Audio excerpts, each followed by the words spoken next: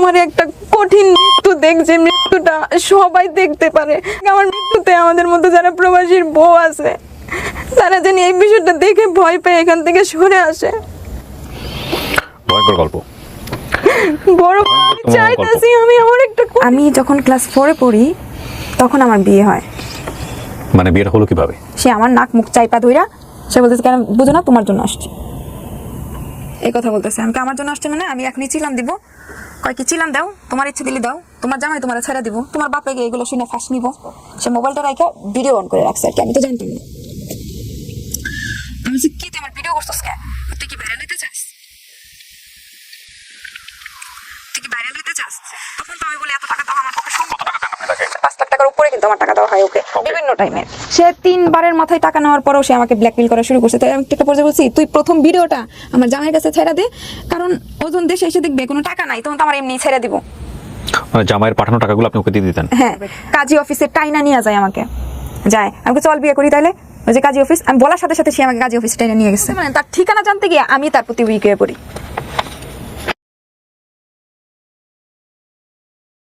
আসসালামু আলাইকুম প্রিয় দর্শক, আপনাদের সবাইকে আমন্ত্রণ জানাচ্ছি লাইফে, LIFE, that is life, studio of Creativers, SOC এর সামাজিক যোগাযোগ মাধ্যমের জন্য নির্মিত জীবন গল্প কেন্দ্রিক অনুষ্ঠান লাইফ। এটা ব্রডার লাইফ স্টোরিগুলো এখানে উঠে আসে, সমাজের নানা মানুষের নানা গল্প নিয়ে আমাদের এই অনুষ্ঠান। এই অনুষ্ঠানে এমন সব গল্প তুলে নিয়ে আসা হয় যেগুলো কখনো কখনো হয়তো মুখ ফুটে মানুষ কোনোদিনও কারোর সামনে বলেনি না, কিন্তু আমরা কেন প্রচার করি? প্রশ্ন থাকতেই পারে। জি, আমরা প্রচার করি। আমাদের প্রচারের অ্যাঙ্গেলটি হচ্ছে একজনের অভিজ্ঞতা থেকে, একজনের গল্প থেকে, একজনের জীবনের বাস্তব বিভিন্ন রকমের এক্সপেরিয়েন্স থেকে আপনি চাইলে আপনার শিক্ষণীয় বিষয়টা রিসিভ করে আপনি আপনার জীবনটাকে সুন্দর করতে পারেন। তো সেই অর্থে আমাদের গল্পগুলো মেসেজপূর্ণ, বাট এটা এমন নয় যে আমরা কাউকে ধরে ধরে শেখাচ্ছি। একই গল্প বিভিন্নভাবে আলোচনার জন্ম দেয়, সমালোচনার জন্ম দেয়। কারো কাছে এটা শুধুই গল্প, কারো কাছে যিনি গল্প করে যাচ্ছেন তিনিই বিচার্য। কেউ কেউ শুধুমাত্র এন্টারটেইন হিসেবে দেখছেন, কেউ কেউ আমরা যা বলতে চাচ্ছি সেটাকে সেভাবে রিসিভ করছেন। তবে আমাদের গল্প প্রচারের কিছু নিয়মাবলী আছে যেটা আমরা আমাদের ডিসক্লেমারে উল্লেখ করে থাকি। যারা এখানে আসছেন সজ্ঞানের স্বেচ্ছায় নিজের কথাগুলো বলছেন।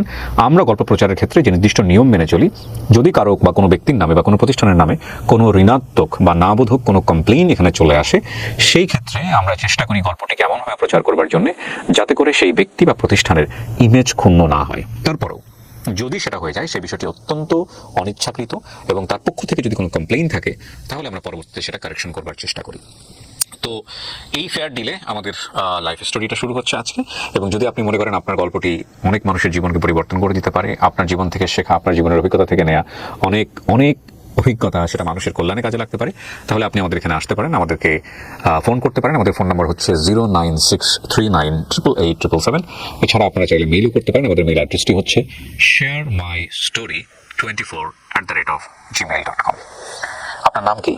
আমার নাম আমি প্রথমেই যে কথাটা আপনাকে একটু বলতে চাই, আপনার সমস্ত কাগজ পেপার সেখানে আপনি নিয়ে আসছেন, আমি গল্প বলতে বলতে চেক করবো। তার আগে আপনি বলেন, আপনি কি সজ্ঞানে স্বেচ্ছায় এইরকম একটা গল্প, যেটা আমি জানি কিন্তু বাংলাদেশের মানুষ জানে না, এরকম একটা গল্প আপনার চেহারা দেখিয়ে, যেহেতু আপনি অ্যাডাল্ট, সামাজিক যোগাযোগ মাধ্যমে প্রচারের জন্য যদিও আপনি পেপার সাইন করে এসেছেন, আমাদের এখানে বসার একটা কনসেন্ট পেপার থাকে, আপনি নিজ ইচ্ছায় এখানে প্রকাশ করছেন।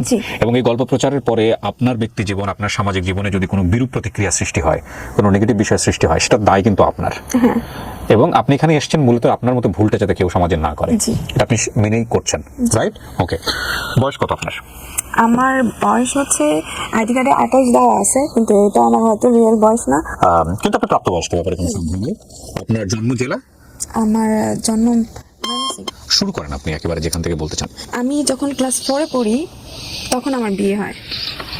মানে বিয়েটা হলো কিভাবে? আমি তখন ক্লাস 4-এ পড়ি, আমার বিয়ে মানে কোনো কথাই নাই, কোনো কিছুই নাই। আমার মামাতো ভাই বিয়ে করতে গেছিল গ্রামে, তো ওর একটা মেয়ের সাথে রিলেশন ছিল, গাজীপুরে চাকরি করতো, ওখানে স্থানীয় মেয়ে। আমার শ্বশুর যে আমার মামা, উনি আর কি ওই মেয়েটাকে বিয়ে করাবেন না, ওনার ছেলেকে দিয়ে। তখন নাকি ওই দিন ছিল আমার হাজবেন্ডের জন্মবার। গ্রামে নাকি প্রচলিত আছে যেটা জন্মবারে নাকি বিয়ে হয় না। আচ্ছা। তো রাত 12টার সময় বিয়ে হবে ওকে ওই মেয়েটার সাথে, কিন্তু ওই মেয়েটা তার বড় বোনের দেবরের সাথে সেদিন রাত্রেবেলা চলে গেছে, মানে ওদেরকে ওইখানে রাইখা। গ্রামে আবার বলছে যে বিয়ে করতে গেলে নাকি সেখান থেকে ফিরে আসা যায় না বউ না নিয়া। তো সেখানে তো চলে গেছে বউ, এখন তো আর কিছু করার নাই। তো রাস্তায় ওরা 2-3টা বউ দেখে।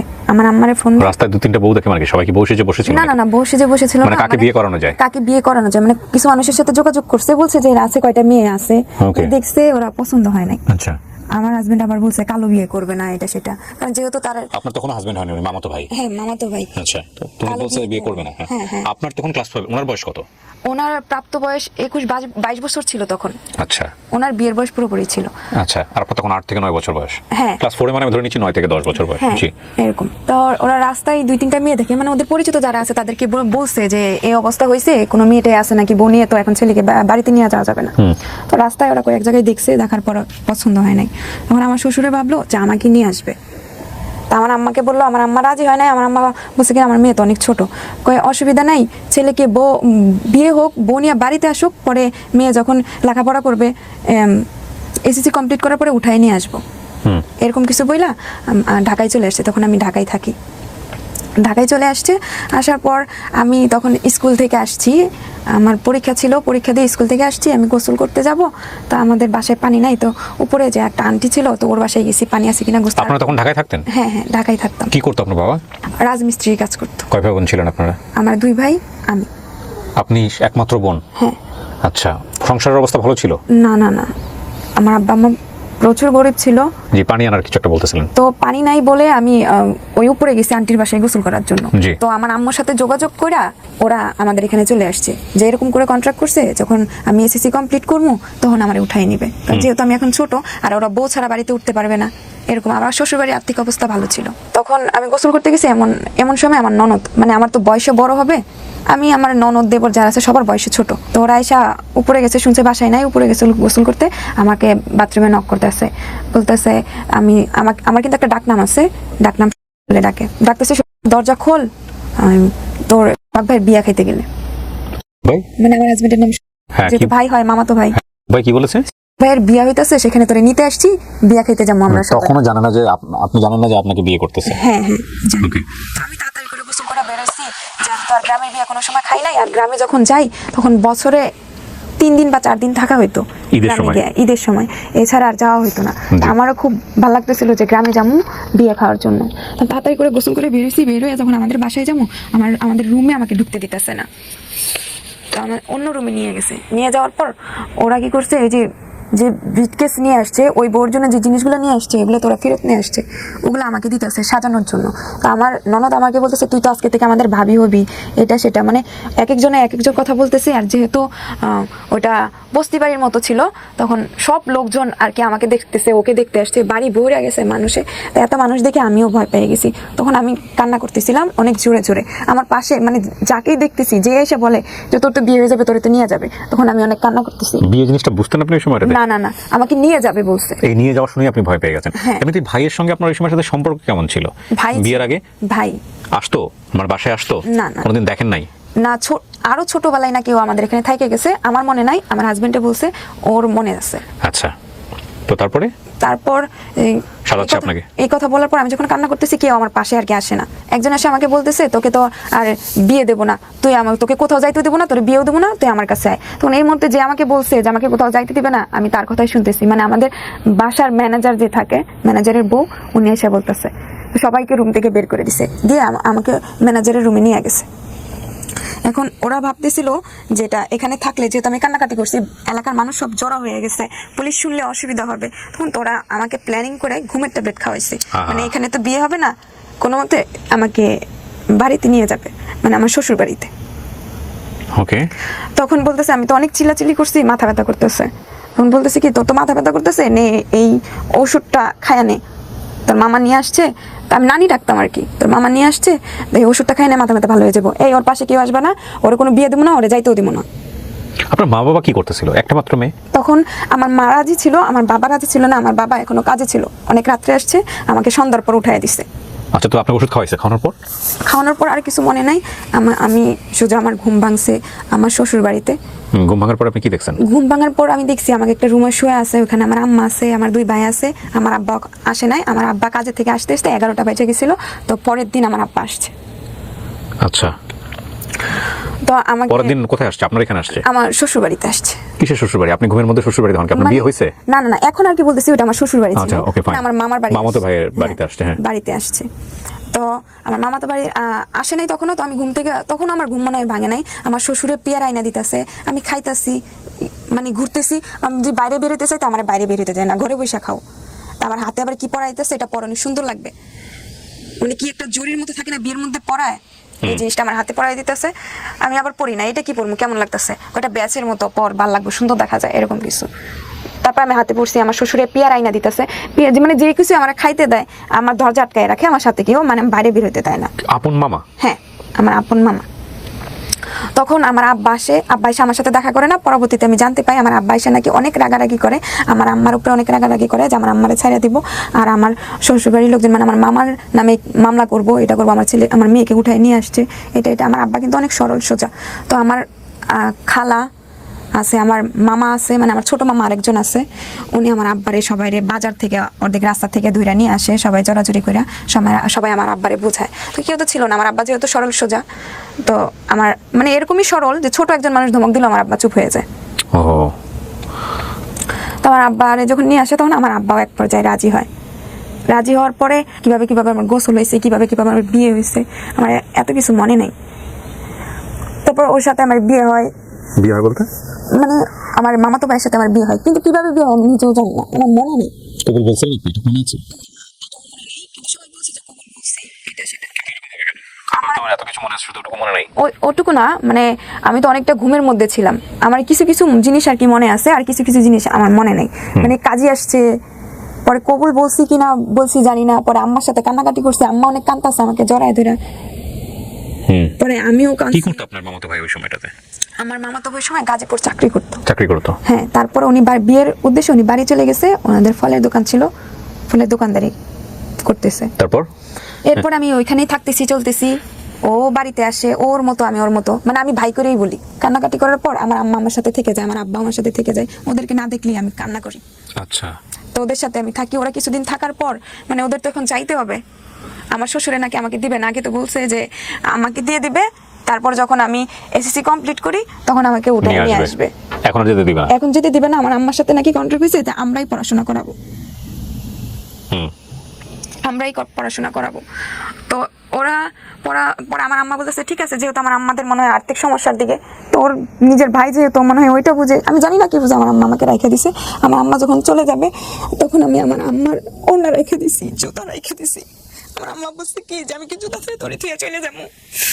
আমি বলছি না, তুমি যাইবা গিয়া। কই কি না, আমি জুতা রেখে যাইতেছি, এখানে ওড়না আছে, আমি এত কিছু রেখে কেন তোরে আমি থুয়ে যাবো? এগুলো নিয়ে যাইতে হবে না আমাকে, খালি পায়ে গিয়ে আমি ঢাকায় যাবো গিয়া। আমার আম্মা ছোট বাচ্চাদের মতো আমার পালায় রেখে চলে গেছে ওইখানে। তারপরে আমি ওখানে কান্নাকাটি করি অনেকদিন। আমার শ্বশুরে আমাকে অনেক আদর করে, আমার ঘরে আবার সৎ শাশুড়ি মানে আমার মামি যেটা সেটা সৎ। কান্নাকাটি করি, তো একটা পর্যায়ে আমাকে বলছে কি ওই দিন নিয়ে যাবো ঢাকা, এরকম করে ডেট করতেছে, আর আমাকে ওইখানে সান্ত্বনা দিয়ে রাখতেছে। আপনার বিয়ে হলো কোন জেলায়? বিয়ে হলো মানে ওরা ভাবতেছে আমি যদি ঢাকায় চলে আসি বা কোনো জায়গায় পালাই যাই তাহলে তো আমাকে কেউ খুঁজে পাবে না, সেজন্য আমার আম্মার সাথে বলছে যে ও যদি ঢাকায় যায় আর আসবে না। তো একটা পর্যায়ে আমি আমার মামা মামির সাথে থাকি, আমার হাজবেন্ডকেও আমি ভাই বলে ডাকি, তো সবাইকে ভাই বলিস না এটা সেটা। আচ্ছা ঠিক আছে ভাই বলতেছে, আমি ভাই বলবো না, কি বলবো, মানে ওর সাথে ভাইয়ের মতোই, মানে মাও তো ভাই যেরকম সেরকম আচরণই করি। বা আমার ননদের জামাই আগে দুলাভাই ডাকছি এরকমই বলি, ও সবাই বলতো যে এখন দুলাভাই ডাকতে হবে না, এখন তো তুই বড়, এটা সেটা। আমার দেবরা যেগুলো তাগুলো ভাই ডাকছি, মানে সেটা বলি। এখন সবাই আমাকে বলতো এটা করিস না, ওইটা করিস না, ওইভাবে থাকতে হবে, মানে বড় একটা যেটা, এগুলো আমাকে আর কি বলতো। বলার পর এখানে মনে হয় যে বছর খানিক চলে যায়, আমাকে আর ঢাকায় আসতে দেয় না। আমার আম্মা আসে 3 মাস 4 মাস পরে কয়েকদিন থাকে, পালায় চলে যায়, আমাকে নিয়ে যায় না। তো এর মধ্যে আমার হাজবেন্ড বলছিলাম যে সে গাজীপুর চাকরি করতো, সেখানে একটা স্থানীয় মেয়ের সাথে সম্পর্ক ছিল, এই জন্য আমার শ্বশুর আর কি তাড়াতাড়ি করে বিয়ে করায়। আপনি এটা বুঝলেন কিভাবে? ওনারা বলছে। আচ্ছা, মুখে মুখে বলছে, অনেকেই বলতো অনেকে বিয়ে করে ওখানে নাকি একটা ছেলে আছে, এরকম কিছু বিয়ের পরে আর কি শুনতে পারছি। আপনার লেখাপড়া কি হলো? মানে তারপরে আমাকে যখন স্কুলে দেয় আমার শ্বশুরে, তো স্কুলে যাওয়া আসা করি, আমার শাশুড়ি বলে কি মানে 2 দিন না 3 দিন স্কুলে গেছি, বলে কি স্কুলে যাইতে হবে না। পরে অমুকের একটা বউ ছিল, পরে লেখাপড়া করাইছে, অনেকদিন লেখাপড়া করানোর পর জামাই থুয়া চলে গেছে। এই যে বলো হুজুর আয় না মাদ্রাসায়, হুজুর বাসায় বাড়িতে আয় না, হুজুরকে দেওয়া যতটুকু পড়ানো উচিত পড়াও। তা আমার শ্বশুরে এটাই করলো, আর স্কুলে যাইতে দেয় নাই আমাকে। তো এর মধ্যে দিয়ে আমার হাজবেন্ডের সাথে আমার ফ্রেন্ডলি মানে ভাইয়ের মতো ফ্রেন্ডলি সম্পর্ক হয়ে যায়, ভাই ভাই, মানে যতটুকু ভাই ভাই সম্মানিত করা লাগে আমি ওই ভাই ভাই বলি, ততটুকুই সম্মান করি। ভাই বলতেন? হ্যাঁ ভাই বলতাম বিয়ের পরে। ওকে। তারপর যখন ও ওই মেয়ের সাথেই কথা বলতো, আমার সাথে বসে বসে কথা বলতো, ওই মেয়েকে দিয়ে আমার সাথে কথা বলাইতো, আমিও কথা বলতাম। কি বলতেন ওই মেয়ের সাথে কথা বলতেন? আপনি বুঝতেন বিষয়গুলো নাকি আপনার কাছে বিষয়গুলো স্বাভাবিক মনে হতো? ও বলতো যে ওই মেয়ের সাথে সম্পর্ক আছে, ওই মেয়েকে একদিন হলো বিয়ে করবে, আমার তো সমস্যা নাই। আমাকে বলছে আমি যদি ওই মেয়েকে বিয়ে করি তাহলে তুই তোর বাপের বাড়িতে যাইতে পারবি। আপনি খুশি হয়ে গেছেন? হ্যাঁ। এই বিষয়টা হলেই আপনি বুঝতে পারবেন যে ওর বিয়ের বিষয়ে ওর রীতিমতো মেন্টালিটি অবস্থাটা কি ছিল, মেন্টালিটিটা কি ছিল আপনারা বুঝতেই পারছেন যে ও এটা শুনে খুশি হয়ে গেছে। তার মানে ওর ভিতরে বিয়ে সেন্স, হাজবেন্ড সেন্স জিরো ছিল। এটা তো crime, definitely it's a crime. যদি ঘটনা হয়েই থাকে এরকম একজন মানুষের জীবন নিয়ে, এটা আমাদের রিলিজিয়নও পারমিট করে না, সামাজিকভাবে তো অবশ্যই, রাষ্ট্রীয়ভাবে তো অবশ্যই ক্রাইম, আমাদের ধর্ম এটা পারমিট করে না। জি। তারপর ও আমাকে যখন বলছে ঠিক আছে আমি ওর সাথে দেখা করতে যাবো, আমি তোদের বাড়িতে নিয়ে যাবো, মানে আমাদের বাড়িতে তো যাইতে দেয় না, ঢাকায় আসতে দেয় না, তো ওর সাথে আমার কন্ট্রাক্ট হয়েছে তুই কাউকে বলতে পারবি না, তুই কান্নাকাটি করবি বেশি বেশি করে যে আমি আমাদের বাড়িতে যাবো, পরে আমি আব্বারে বুঝাইয়া তোরে আমাদের বাড়িতে নিয়ে যাবো। আমি কিন্তু মামাই ডাকতাম, মামা ডাকতাম, মামি ডাকতাম, শ্বশুর শাশুড়ি যে আব্বা আম্মা বলতে হয় বলতাম না, মামা মামি ডাকতাম, যে ওদেরকে দেখে কান্না করবি বেশি করে, পরে আমি ওদেরকে বুঝাইয়া তোরে নিয়ে যাবো। আর নিয়ে যাওয়ার আগে আমি নাদিরার সাথে দেখা করবো, মানে ও যে মেয়ের সাথে রিলেশন করে ওর নাম ছিল নাদিরা, আমার সাথে ফোনে কথাও বলাইছে। তো আমি বলছি কি আচ্ছা ঠিক আছে আমি রাজি হয়ে যাই। তো সে আমাকে ঢাকায় নিয়ে যাবে উদ্দেশ্য করে সে প্রথমে গাজীপুর আসছে, ট্রেন থেকে সে আমাকে একটা বকুল ফুলের মালা কিনা দেয়, বলছে এই মালাটা নিয়ে ওই মেয়েকে দিবি। আমি আচ্ছা ঠিক আছে। কোন মেয়েকে? ওই যে নাদিরাকে? হ্যাঁ নাদিরাকে। পরে আমার হাতে মালাটা থাকতে থাকতে মানে কেমন করে ধরছি, মালাটা একদম লাল হয়ে গেছে। পরে গাড়ি থেকে নাইমা যখন বলি মালাটা দিব, মেয়েটা যখন আসতেছে না না মালা ফালাই দিয়ে দেওয়া লাগবে না, তুই লাল করে ফেলছিস। আচ্ছা ঠিক আছে। পরে ওরা নিয়ে পার্কে বসছে, ওরা এক বেঞ্চে বসছে, আমাকে এক বেঞ্চে বসেছে। আমি বাদাম ছুলা খাইতে পারতাম না, কামড় দিয়ে দাঁত দিয়ে বাদাম আর কি ছুলা খাইতাম। তারপর আপনার কোনো খারাপ লাগছিল না? না, আমি তো আমাদের বাড়িতে যাবো, এটাই আপনার জন্য সুখের। হ্যাঁ, যে আমাকে বাঁচা কে মেয়েটা। তারপরে ওরা দুজন কথা বলতেছে, আমি আরেক বেঞ্চে বসে আছি, আমাকে সে কতগুলা বাদাম ছুইলা বিছিয়ে আমার হাতে দিয়ে গেছে, আবার বলছে শেষ হয়ে গেলে আমাকে ডাক দিস। তারপর ওরা দুজন কথা বলতেছে। আপনি করে বলতেন না তুই করে বলতেন? তুমি করে বলতাম, ভাই তুমি, ছোটবেলা থেকেই তুমি করে বলছি, ভাই তুমি, ওই তুমি করে বলতাম। বলতেছি যে আমার বাদাম শেষ হয়ে গেছে, আবার কথার ফাঁকে ফাঁকে আমাকে জিজ্ঞেস কি রে তোর বাদাম শেষ হয়ে গেছে। আমি বলতাম যে শেষ হয়ে যাইতো, বলতাম যে শেষ হয়ে গেছে, না হলে না এখনো কয়টা আছে। ও কথা বলতে থাকতো, আমার জন্য বাদাম ছুলতে থাকতো আর কি। তোর সাথে কথা বললা সে আমাদের এখানে নিয়ে আসে, আমাদের এখানে নিয়ে আসার পর আমি আর যাইতে চাই না। মেয়ের সাথে আপনার কথা হয়? ওই যে মেয়েটার কথা বললেন ওর গার্লফ্রেন্ড? মেয়েদের বাড়িতে আমি যাই, মেয়েদের বাড়িতে যাওয়ার পর আমার মানে প্রথম পিরিয়ড হয়। ওকে, বিয়ের কতদিন পরে এটা? বিয়ের বছরের বেশি হবে। ওকে। তখন আমার প্রথম পিরিয়ড হয়। তো মেয়েটা তখন আমার জামা কাপড়ের অবস্থা খারাপ করে, ওই মেয়েটা আমাকে জামা কিনে দেয়। পরে ওইটা নিয়ে আমি আমাদের এখানে আসি। আচ্ছা। আসার পর ও সাথে করে নিয়ে যেত, মানে ওর আব্বা বলে দিছে সাথে করে নিয়ে আসার জন্য। তা আমি তো কান্নাকাটি, আমি আর যাবো না, কিছু বললে আমি অন্য জায়গায় পালাই যাবো, মানে আব্বা আম্মা যদি প্রেশার দেয়। তারপর ওরা প্ল্যান করছে আব্বা আম্মার সাথে, আমি তো জানি না। আমার জামাই আগে চলে আসছে স্টেশনে, তার ঘন্টাখানিক পর আমার আব্বা আম্মা বলতেছে দেশে তো আমাদের একটা ঝামেলা হয়েছে, এখনই দেশে যাইতে হইব, তাড়াতাড়ি রেডি হয়ে নে। আমি কই না, মাত্র হয়ে গেছে, আমি আর যাবো না, ওখানে গেলে আমার থুয়ে আয় পড়বা। কত অন্য গাড়ি দিয়ে গেছে কি আমরা ওখানে যাবো কি, আমরা আমাদের বাড়িতে যাবো, তোর মামার বাড়িতে তো যাবো না। এই কথা বলছে। বলার পর আমরা যখন স্টেশনে আসি, আইসা দেখি আমার জামাই সবার জন্য টিকিট করে রাখছে। টিকিট করে রাখছে বলতে মানে ওরাই প্ল্যানিং করে, যে আমি জানি যে ওর সাথে আমি যাবো না, সেই জন্য আর কি ওরা আগে পাঠাই দিছি, টিকিট করে রাখছে আমার আব্বা আম্মা, আমার জন্য, সবার জন্য। কোথায় যাবেন আপনারা তাহলে? ময়মনসিং আসবো। ওদের বাসাতেই? হ্যাঁ। আবার ওদের বাসাতেই? হ্যাঁ, কিছুদিন থাকার পর আমি এখানে আসবো। আমি তার মানে আমি বলছি যে কোনোভাবে যদি আমি একবার ঢাকায় পৌঁছতে পারি তাহলে আর আমি আসবো না, বা আমি অন্য জায়গায়, আমাকে ওরা এখন যাইতে যাবে, আমি অন্য জায়গায় কোথাও পালা গিয়ে বসে থাকবো, আমরা তো আর কি খুঁজে পাইবো না।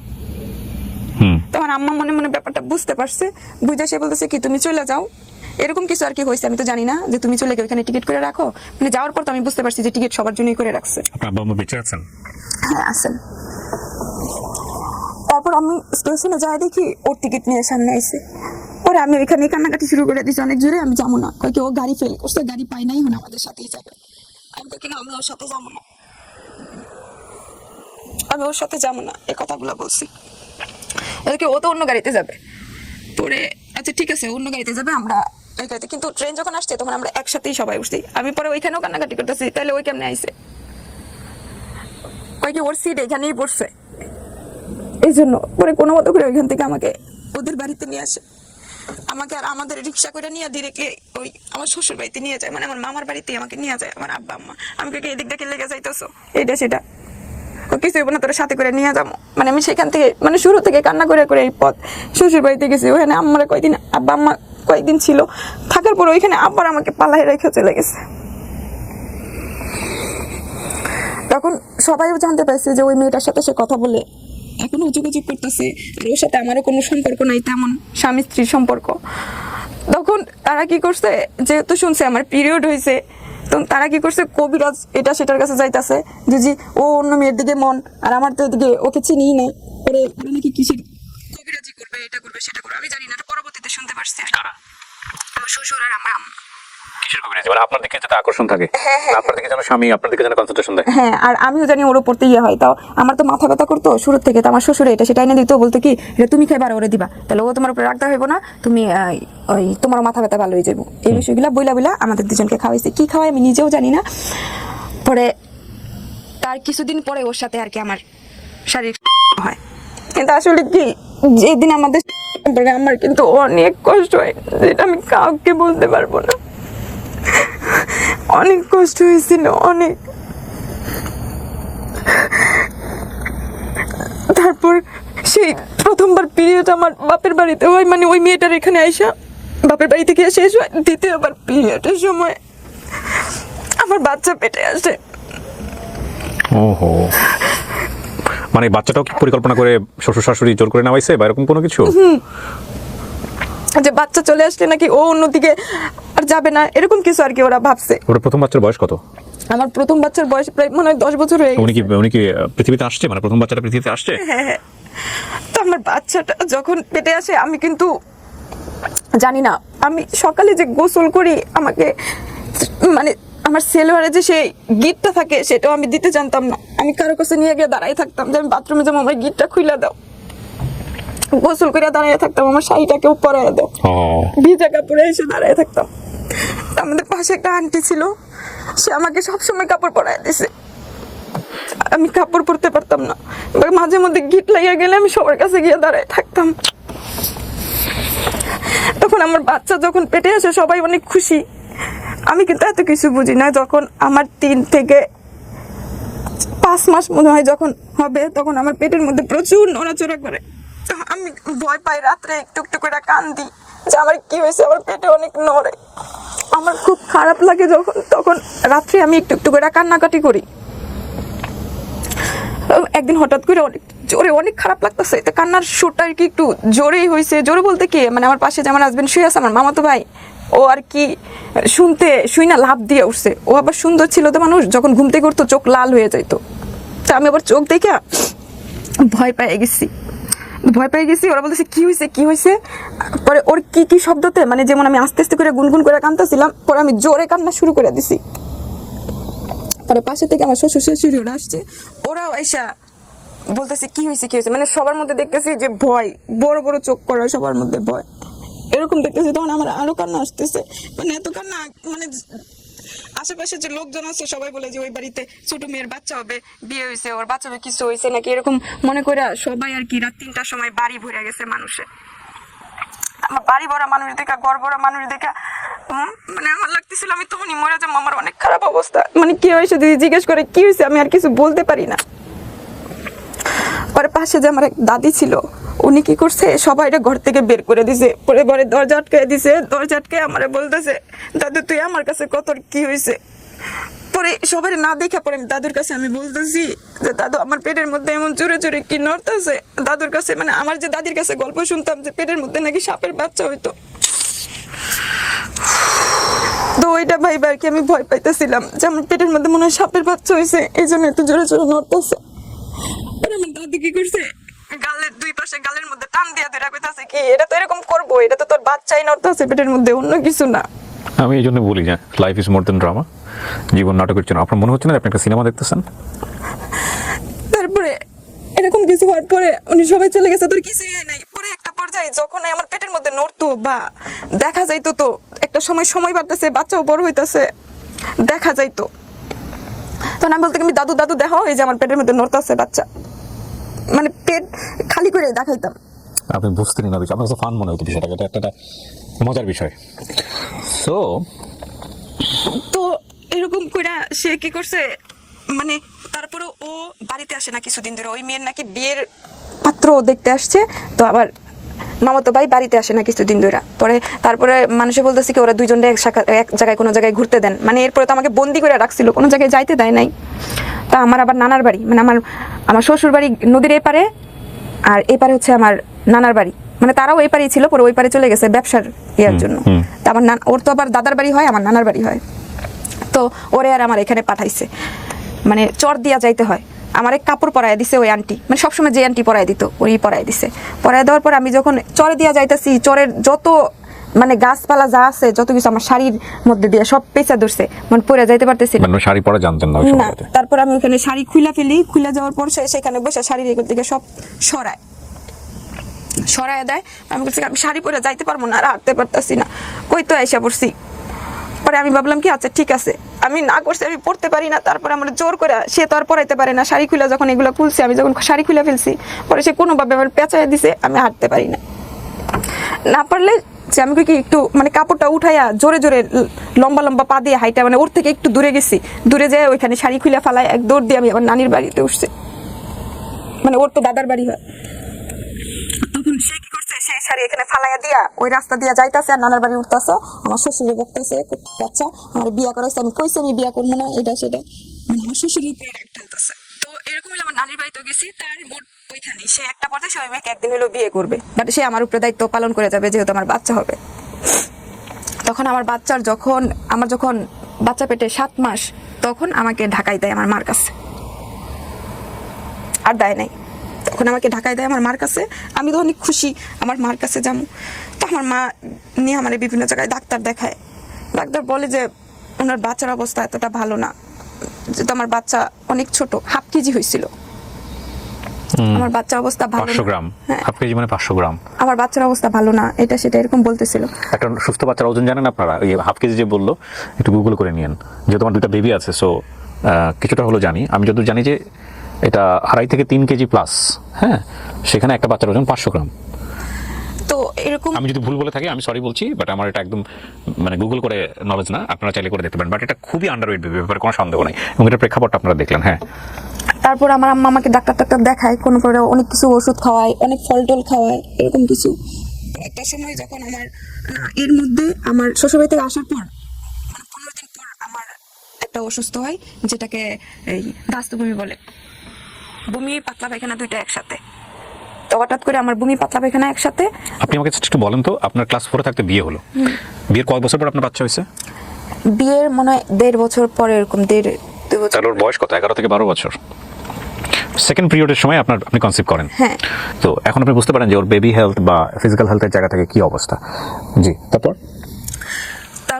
আমাকে এর মধ্যে দিয়া আসার কিছুদিন 15 দিন পরে আমার যখন পাতলা পায়খানা বমি হয়, তখন মানে আমার মরার অবস্থা হয়ে যায়, চোখের সামনে রক্ত জমা হয়ে যায়, এরকম হয়ে যায়। তো সবাই বলছে যে মারা যাবে। তো একটা পর্যায়ে আমার আম্মা আমাকে উত্তরসূর করে কোরআন শরীফ পড়তেছে, সবাই কয়েকজন মিলা, এরকম অবস্থায়। পরে আমার আম্মা আমাকে মেডিকেলে নিয়ে যায়, মেডিকেলে নিয়ে যাওয়ার পর ওইখান থেকে সুস্থ হই, কিন্তু বলছে যে বাচ্চা নাকি মারা গেছে, এরকম কিছু।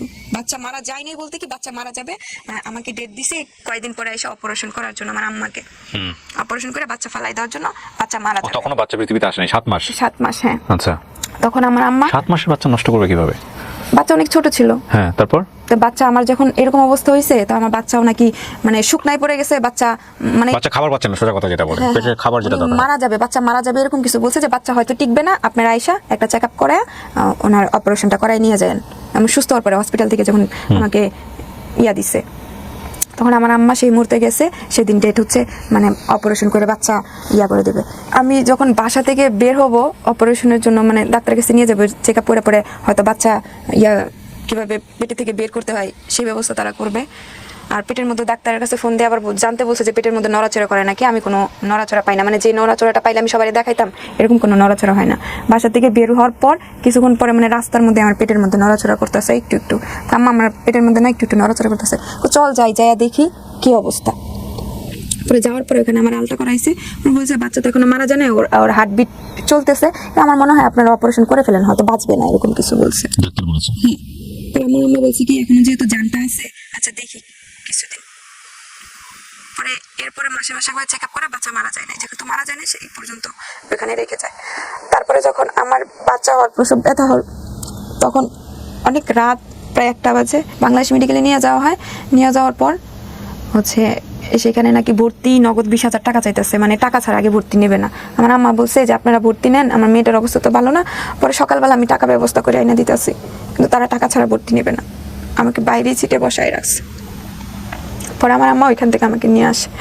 নিয়ে আসার পর সকালবেলা আর কয়েকজনে বলছে যে অন্য জায়গায় ক্লিনিক আছে, ওইটাতে ভালো চিকিৎসা হয়, এটা সেটা, তো সেখানেও নিয়ে গেছে। সেখানে নিয়ে আমাকে বলছে এবং বাচ্চার মা একজনও বাঁচবে না, বংশই দিতে বলতেছে, এটা সেটা অনেক কিছু। তো আমার আম্মা বলছে যে কোনো একজনকে তো রাখবেন, তো বলতেছে আমরা পারবো না। পরে ওইখান থেকে আমার আম্মার যে পরিচিত আছে উনি বলে কি ওনার বোনের নাকি বাচ্চা হয়েছে, মোহাম্মদপুর একটা ক্লিনিক আছে, ওইখানে নিয়ে যাইতে। পরে আমাকে ওইখানে নিয়ে যায়। নিয়ে যাওয়ার পর ওইখানে আমার আব্বা আর আমার আম্মা যায়।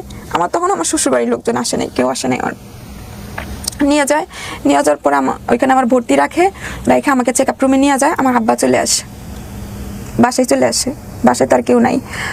তো ওরা চেক আপ করে এসে বলে কি যে ওনার অবস্থা তো খুব খারাপ, আমরা ওনাকে বাঁচাতে পারবো না বা ওনার বাচ্চা বাঁচাতে পারবো না। আমার আম্মা বলতেছে আপনারা দুজনের একজন করে রাখেন। বলতেছে কি না আমরা পারবো না, আপনারা ঢাকা মেডিকেল নিয়ে যান। পর আমার আম্মা ওইখান থেকে বাধ্যতামূলক, আমার আম্মা ওইখান থেকে আয়সা নিচে যখন দাঁড়ায়, ওখান থেকে ডাক্তার গুলো না আমারে দেখতেছিল অনেক। পরে ওরা দৌড়ায় আসছে, বলে কি আপনি আমাদের এখান থেকে অ্যাম্বুলেন্স নিয়ে যান, আমরা সাথে ডাক্তার দিয়ে দিচ্ছি, মেয়েটার অবস্থা ভালো না। তখন আমার ওইখান থেকে আমার আম্মা অ্যাম্বুলেন্স নাই ওই ক্লিনিকের ওইখান থেকে, আর ওইখান থেকে একটা ডাক্তারও আমার সাথে যায়। যায় ওইখানে ঢাকা মেডিকেল আইসা আমাকে ওইখানে ভর্তি করে রেখে যায়। যাওয়ার পর আমার বাচ্চা হয়, আমারও কিছু হয় না, আমার বাচ্চারও হয় না। হওয়ার পরে আমার বাচ্চাকে কাচের বাক্সতে নিয়ে যাওয়া হয়, অনেক ছোট কাচের রুমে নিয়ে যায় আমার বাচ্চাটাকে। আমি দেখতে পাই না অবশ্যই, অনেক ছোট হয়েছিল, যে তুলার মধ্যে পেঁচানো ছিল, কাচের বাক্সতে অনেক দিন ছিল। তার মধ্যে দিয়ে আমার শ্বশুর বাড়ির লোকজন কেউ আসে নাই। তো আমাকে যখন বেডে আইনা শোয়ায়, বাচ্চারা তো আর দেখতে পারি না, বেডে আইনা শোয়ায়, তখন মানুষে শুধু বলে কি যে তোমার জামাই কই, তোমার জামাই আসে না কা, তোমার জামাই কি করে, মানে এগুলো আমার আম্মা থাকলে বলে না। আমার আম্মা যখন আমার থেকে দূরে বা ওষুধ আনতে যায় বা বাচ্চাকে দেখতে যায়, তখন আর কি সবাই এসে বলে। আর অনেকে বলে কি যে তোমার মনে হয় বিয়ে হয় নাই, এরকম কিছু বলে, যেহেতু আমার শ্বশুর বাড়িতে তোমার শ্বশুর বাড়ির লোকজন আসে নাকি। পরে আমার আম্মা বলছে কি যাদের একটু সমস্যা আছে সেই জন্য আসে নাই, ওরা কিন্তু আসে নাই। মেডিকেলে আমি অনেকদিন থাকি, বাচ্চাকে দেওয়া যায় কিন্তু আমার ছিল না, মানে বাচ্চাকে যে আমি দুধ খাওয়াবো ফিট করতে পারি নাই। তখন ডাক্তার বলছে যে ওয়ান খাওয়ানো তো নেই, হসপিটালে থাকা অবস্থায়।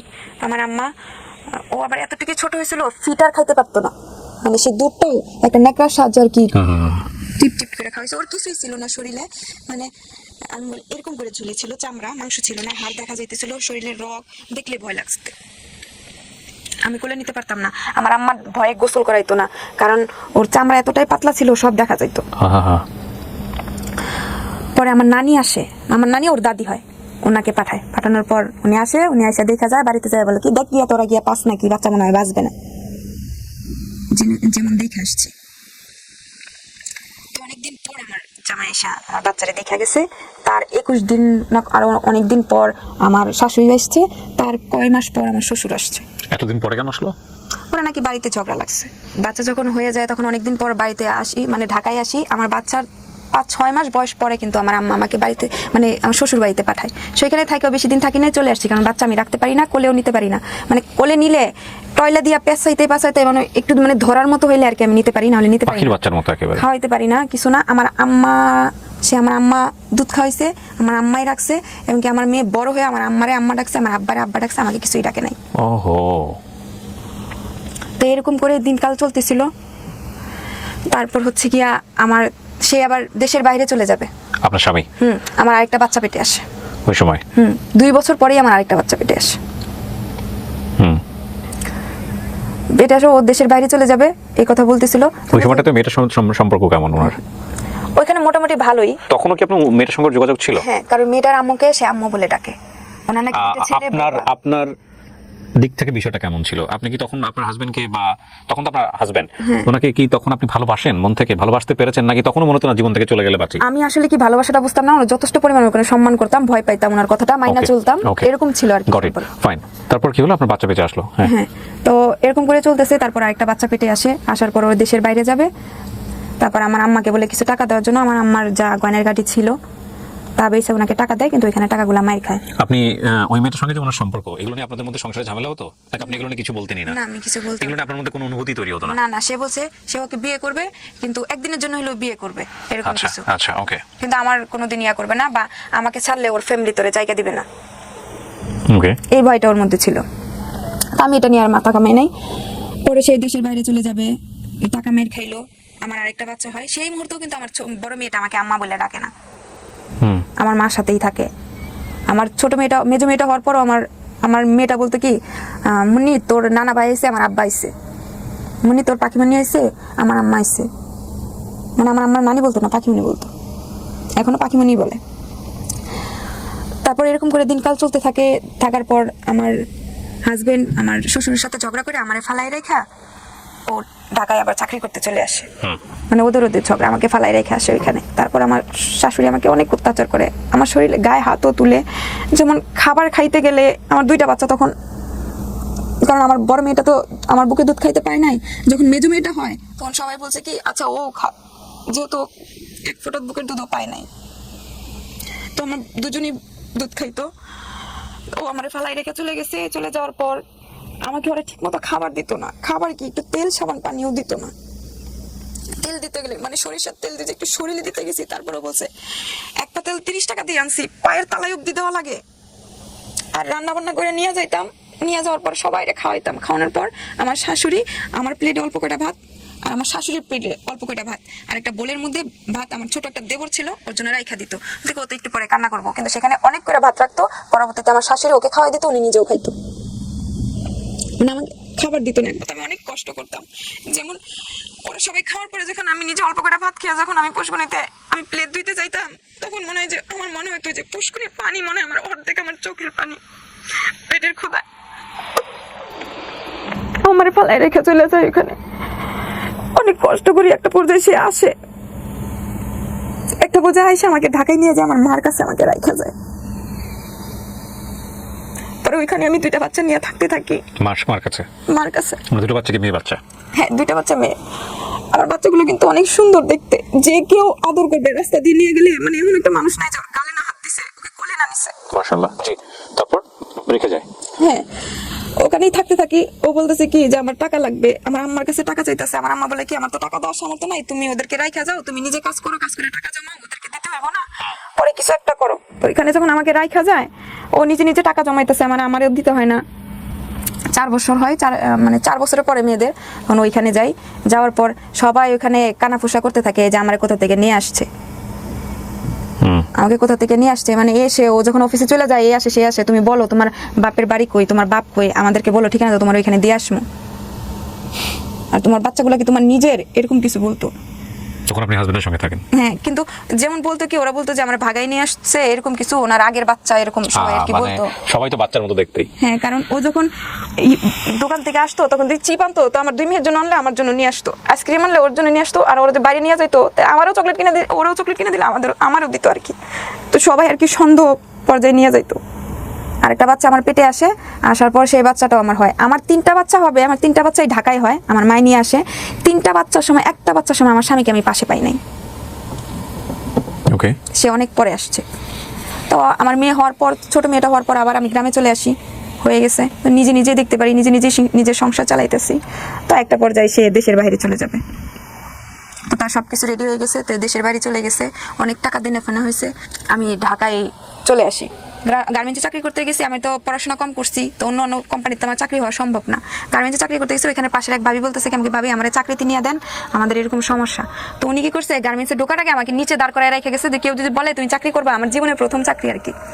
চাকরি করবা তাহলে তুমি গিয়া ওইখানে যাইবা। তো আমি দেখতেছি পাশে একটা কোম্পানি ছিল, মোবাইল কোম্পানি। ময়মনসিংহে? না না, ঢাকাতে। তখন আপনি গাজীপুরে? আচ্ছা আচ্ছা, হ্যাঁ। কোম্পানিতে তুমি চাকরি করবা। তখন আপনার হাজবেন্ড কোথায়?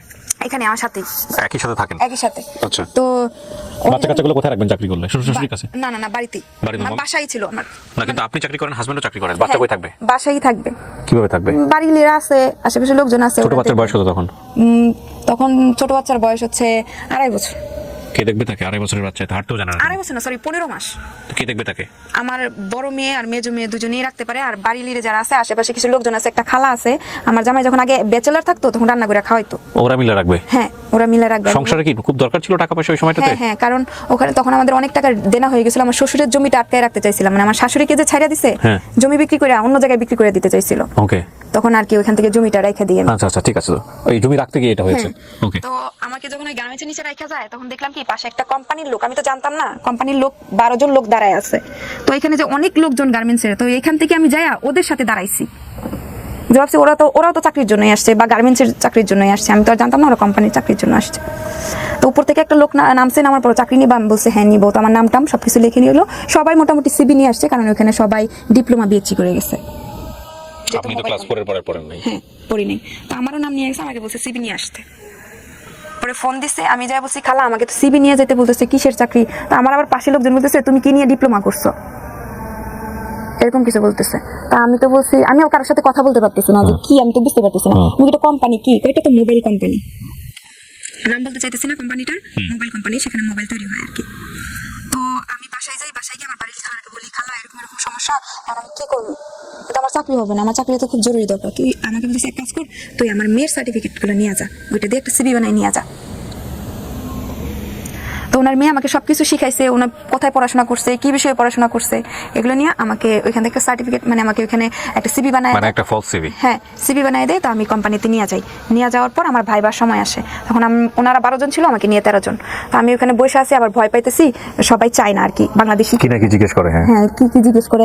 একজন বাংলাদেশি, মানে একটা রুমের ভিতরে নিয়ে গেছে, কেবিনের ভিতরে, সেখানে 4 জন মানে চায়না, একজন বাংলাদেশি আছে, আর কেউ নাই। সামনে একটা সিটে আমাকে বসায় রাখছে, ওরা 5 জন একসাথে বসে আছে।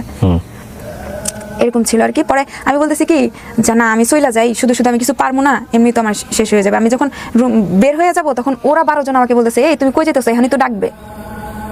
তখন ওইখান থেকে গিয়ে আবার ফিরে আমি তার ওদেরকে বলতে পারতেছি না যে আমি তো পড়াশোনা করি নাই, তো আমি কেমনি কি করবো। ওরা যখন ডাক দিল আমাকে পেছন থেকে, তারপরে আমি আবার ওদের কাছে আসলাম। আমি বললাম আচ্ছা ঠিক আছে, আল্লাহ ভরসা থাকি, ভিতরে নিয়ে কি জিজ্ঞেস করবো ওরা তো জানবে না, আর ওদেরকে যা আগে জিজ্ঞেস করবে, তা ওরা আসলে আমি জিজ্ঞেস করবো যে আপনাদেরকে কি জিজ্ঞেস করছে। আচ্ছা, সেটা বলে বলে আমিও বলবো। আপনি সিভিতে কি দেখাছিলেন, কি পাস? সিবিতে ওইখানে ডিপ্লোমা দেখা। হাই হাই, তারপর আমি বলছি যে ওরা যখন আসবে তখন ওদের কাছে জিজ্ঞেস করবো যে কি কি জিজ্ঞেস করছে, পরে আমিও বলবো আর কি, ওদের থেকে শুনে শুনে যতটুকু পারি, হলে হবে না হলে নাই। মানে এখন তো ওদের সামনে থেকে আমি যাইতে পারতেছি না, ওরাও যাইতে দিতেছে না। তো আমি আমার আগে যারা যাবে তাদেরকে জিজ্ঞেস করবো। কিন্তু আল্লাহ আমার সাথে এরকমই খেললো, প্রথমে আমাকে ডাকছে, তিশাকে আপনি আসেন। আমি কই কি, মানে সেই মুহূর্তে আমাকে যখন ডাকছে তখন একটা রাস্তা হচ্ছে কেবিনের দিকে, আরেকটা রাস্তা হচ্ছে বের হওয়ার দিকে। আমি দুই দিকে তাকাই ভাবতেছি কোন দিকে যাবো। পরে আমাকে বলছে এই তুমি যাও না কেন, একটা মেয়ে বলছে তুমি যাও না কেন। পরে আমি গেলাম, যাওয়ার পরে ওরা আমাকে জিজ্ঞেস করলো, চাইনারা জিজ্ঞেস করতেছে, আমি অর্ধেকেই বুঝি নাই, কিছু কিছু জিজ্ঞেস করতেছে আমরা ভাই বোন কজন, কোথা থেকে পড়াশোনা করছি, এই কিছু কিছু আমি বেশিরভাগই বাংলাই বলছি। মানে সাথে একজন ছিল তো, উনি আবার বলে দিচ্ছে আচ্ছা অসুবিধা নেই বাংলাই বলো, কারণ ওখানে তো এসি চলতেছিল, কিন্তু আমার শরীর ঘেমে পানি ছুটতেছিল ভয়ে। আমাকে জিজ্ঞেস করতেছে কি কোথাও চাকরি করছিলাম, আমি কিনা কোথাও চাকরি করি না, এটাই জীবনের প্রথম চাকরি। তো ওরাও বুঝতে পারতেছে, আমার নার্ভাসটা দেখে বুঝতে পারতেছে যে আমি ভয় পাইতেছি। আমাকে বেশি কিছু প্রশ্ন করে নাই, আমার সিভিতে সাইন দিয়ে দিছে।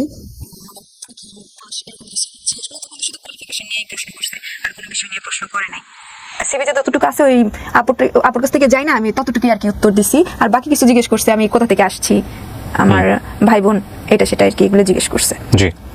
তো আমার চাকরিটা হয়ে যায়। হয়ে যাওয়ার পর প্রথমে আমি টেস্টিং এ চাকরি করি, মোবাইলে ফাংশন টেস্ট করি। আমাকে নিয়ে গিয়ে ডিরেক্টলি কম্পিউটারের সামনে বসাইলো, ভালো একটা পজিশন দিল ইঞ্জিনিয়ার ডিপার্টমেন্টে। আমি বলতে স্যার আমি তো কম্পিউটারে কোনো সিভি দিই নাই, তা আমি কিভাবে কম্পিউটার চালাবো? সমস্যা নেই আমরা শিখাই দিব। তো ওনারা জানি পড়াশোনা শিখাটা তো ব্যাপার না, কিন্তু আমি তো বুঝতেছি যে আমি কিভাবে কি করব। কিন্তু একটা পর্যায়ে মাথার ব্রেন খাটায়া আমি কম্পিউটার নিয়ে কাজ করছি, ভালো, মানে খুব ভালো কাজ করি, এখনো খুব ভালো কাজ করতে পারি। এছাড়া আমি আর 2-3টা কোম্পানিতে কাজ করছি, ওইখান থেকে কাজ শিখে আসার পর। ওকে, কম্পিউটারে কিসে কাজ করতেন? সফটওয়্যারে কাজ করতাম। কি ধরনের সফটওয়্যার? মোবাইলে যে সফটওয়্যারটা দেওয়া হইতো। ওকে ওকে। তো এখানে পরিচিত সফটওয়্যার ইঞ্জিনিয়ার হিসেবে ছিলাম মোবাইলের। ওরে বাবা। পুরাটাই আমার মাথা। আমার যে অ্যাসিস্ট্যান্ট ছিল সে আমাকে বলতো কি মানে ইয়াদের ফাইল করতে হইতো, ইয়ে করতে হতো, সে তাকে দিয়ে আমি সব করাইতাম। আমাকে বলতো কি ম্যাডাম আপনার যদি ব্যাংক ব্যালেন্স থাকতো তাহলে দেন, আপনার সইটাও তো আমি নকল করতে জানি, আমি নিয়ে আসবো, এরকম কিছু বলতো। পরে এই পর্যায়ে চাকরি করতে গেলে আমি আরো 2-3টা কোম্পানিতে চাকরি করছি মোবাইলেরই। করে করে আপনি সংসার সাপোর্ট দিতেন? হ্যাঁ হ্যাঁ। তো একটা পর্যায়ে পরে আমি বাড়িতে চলে আসলাম, ও দেশের বাইরে চলে গেল, এখন আর গাজীপুর থাকা হলো না। তো আমি ঢাকায় চলে গেছি। ঢাকায় চলে গিয়ে নিজে যদি কিছু করতে পারি তাহলে আমার নিজের সংসারটা চললো, আর ও দিক দিয়ে তাড়াতাড়ি করে ঋণগুলো দিয়ে দিল, এরকম কিছু হইব। তখন আমি গিয়ে ওখানে নিজে কিছু কাজকর্ম করার চেষ্টা করি। যেমন আমি শাড়ি পরাইতে পারি, মানে কেউ যে আমাকে ডাকে যেমন 4-5 এরকম করে, তো 300 থেকে 500 পর্যন্ত আমি শাড়ি পরাইতে নেই। টুকটাক যে কাজের জন্যই ডাকে আমি সেই কাজেই করি। আর ওখানে তো আর মোবাইল কোম্পানি নাই, আমি অনেক খোঁজার চেষ্টা করছি, ঢাকায় মোবাইল কোম্পানি আমি খুঁজে পাই নাই। সব আছে আশুলিয়া, তারপর হচ্ছে গাজীপুর, যেখানে যেখানে খোঁজ করছি অনেক দূরে দূরে, সেখানে যাওয়া তো সম্ভব না কাজ করা। আর এমনি আমার পড়াশোনা নাই, এটা আমি ভাগ্যের ফেরে আমি কাজ শিখে গিয়া যে কোনো জায়গায় কাজ করতে পারতেছি, ওটা তো আর পারতেছি না। তো একটা পর্যায়ে আমি নেটওয়ার্ক মার্কেটিংয়ে চাকরি নিই মোবাইলে।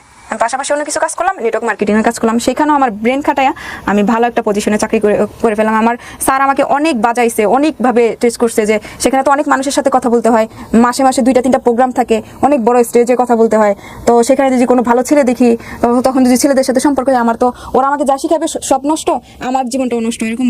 ওরা আমাকে অনেক বাজাইছে, বাজার পরে আমার একটা প্রজেক্টে আর কি জয়েন করাইছে, একটা প্রজেক্ট গ্রুপে। আপনার হাজবেন্ড তখন কি দেশের বাইরে? দেশের বাইরে।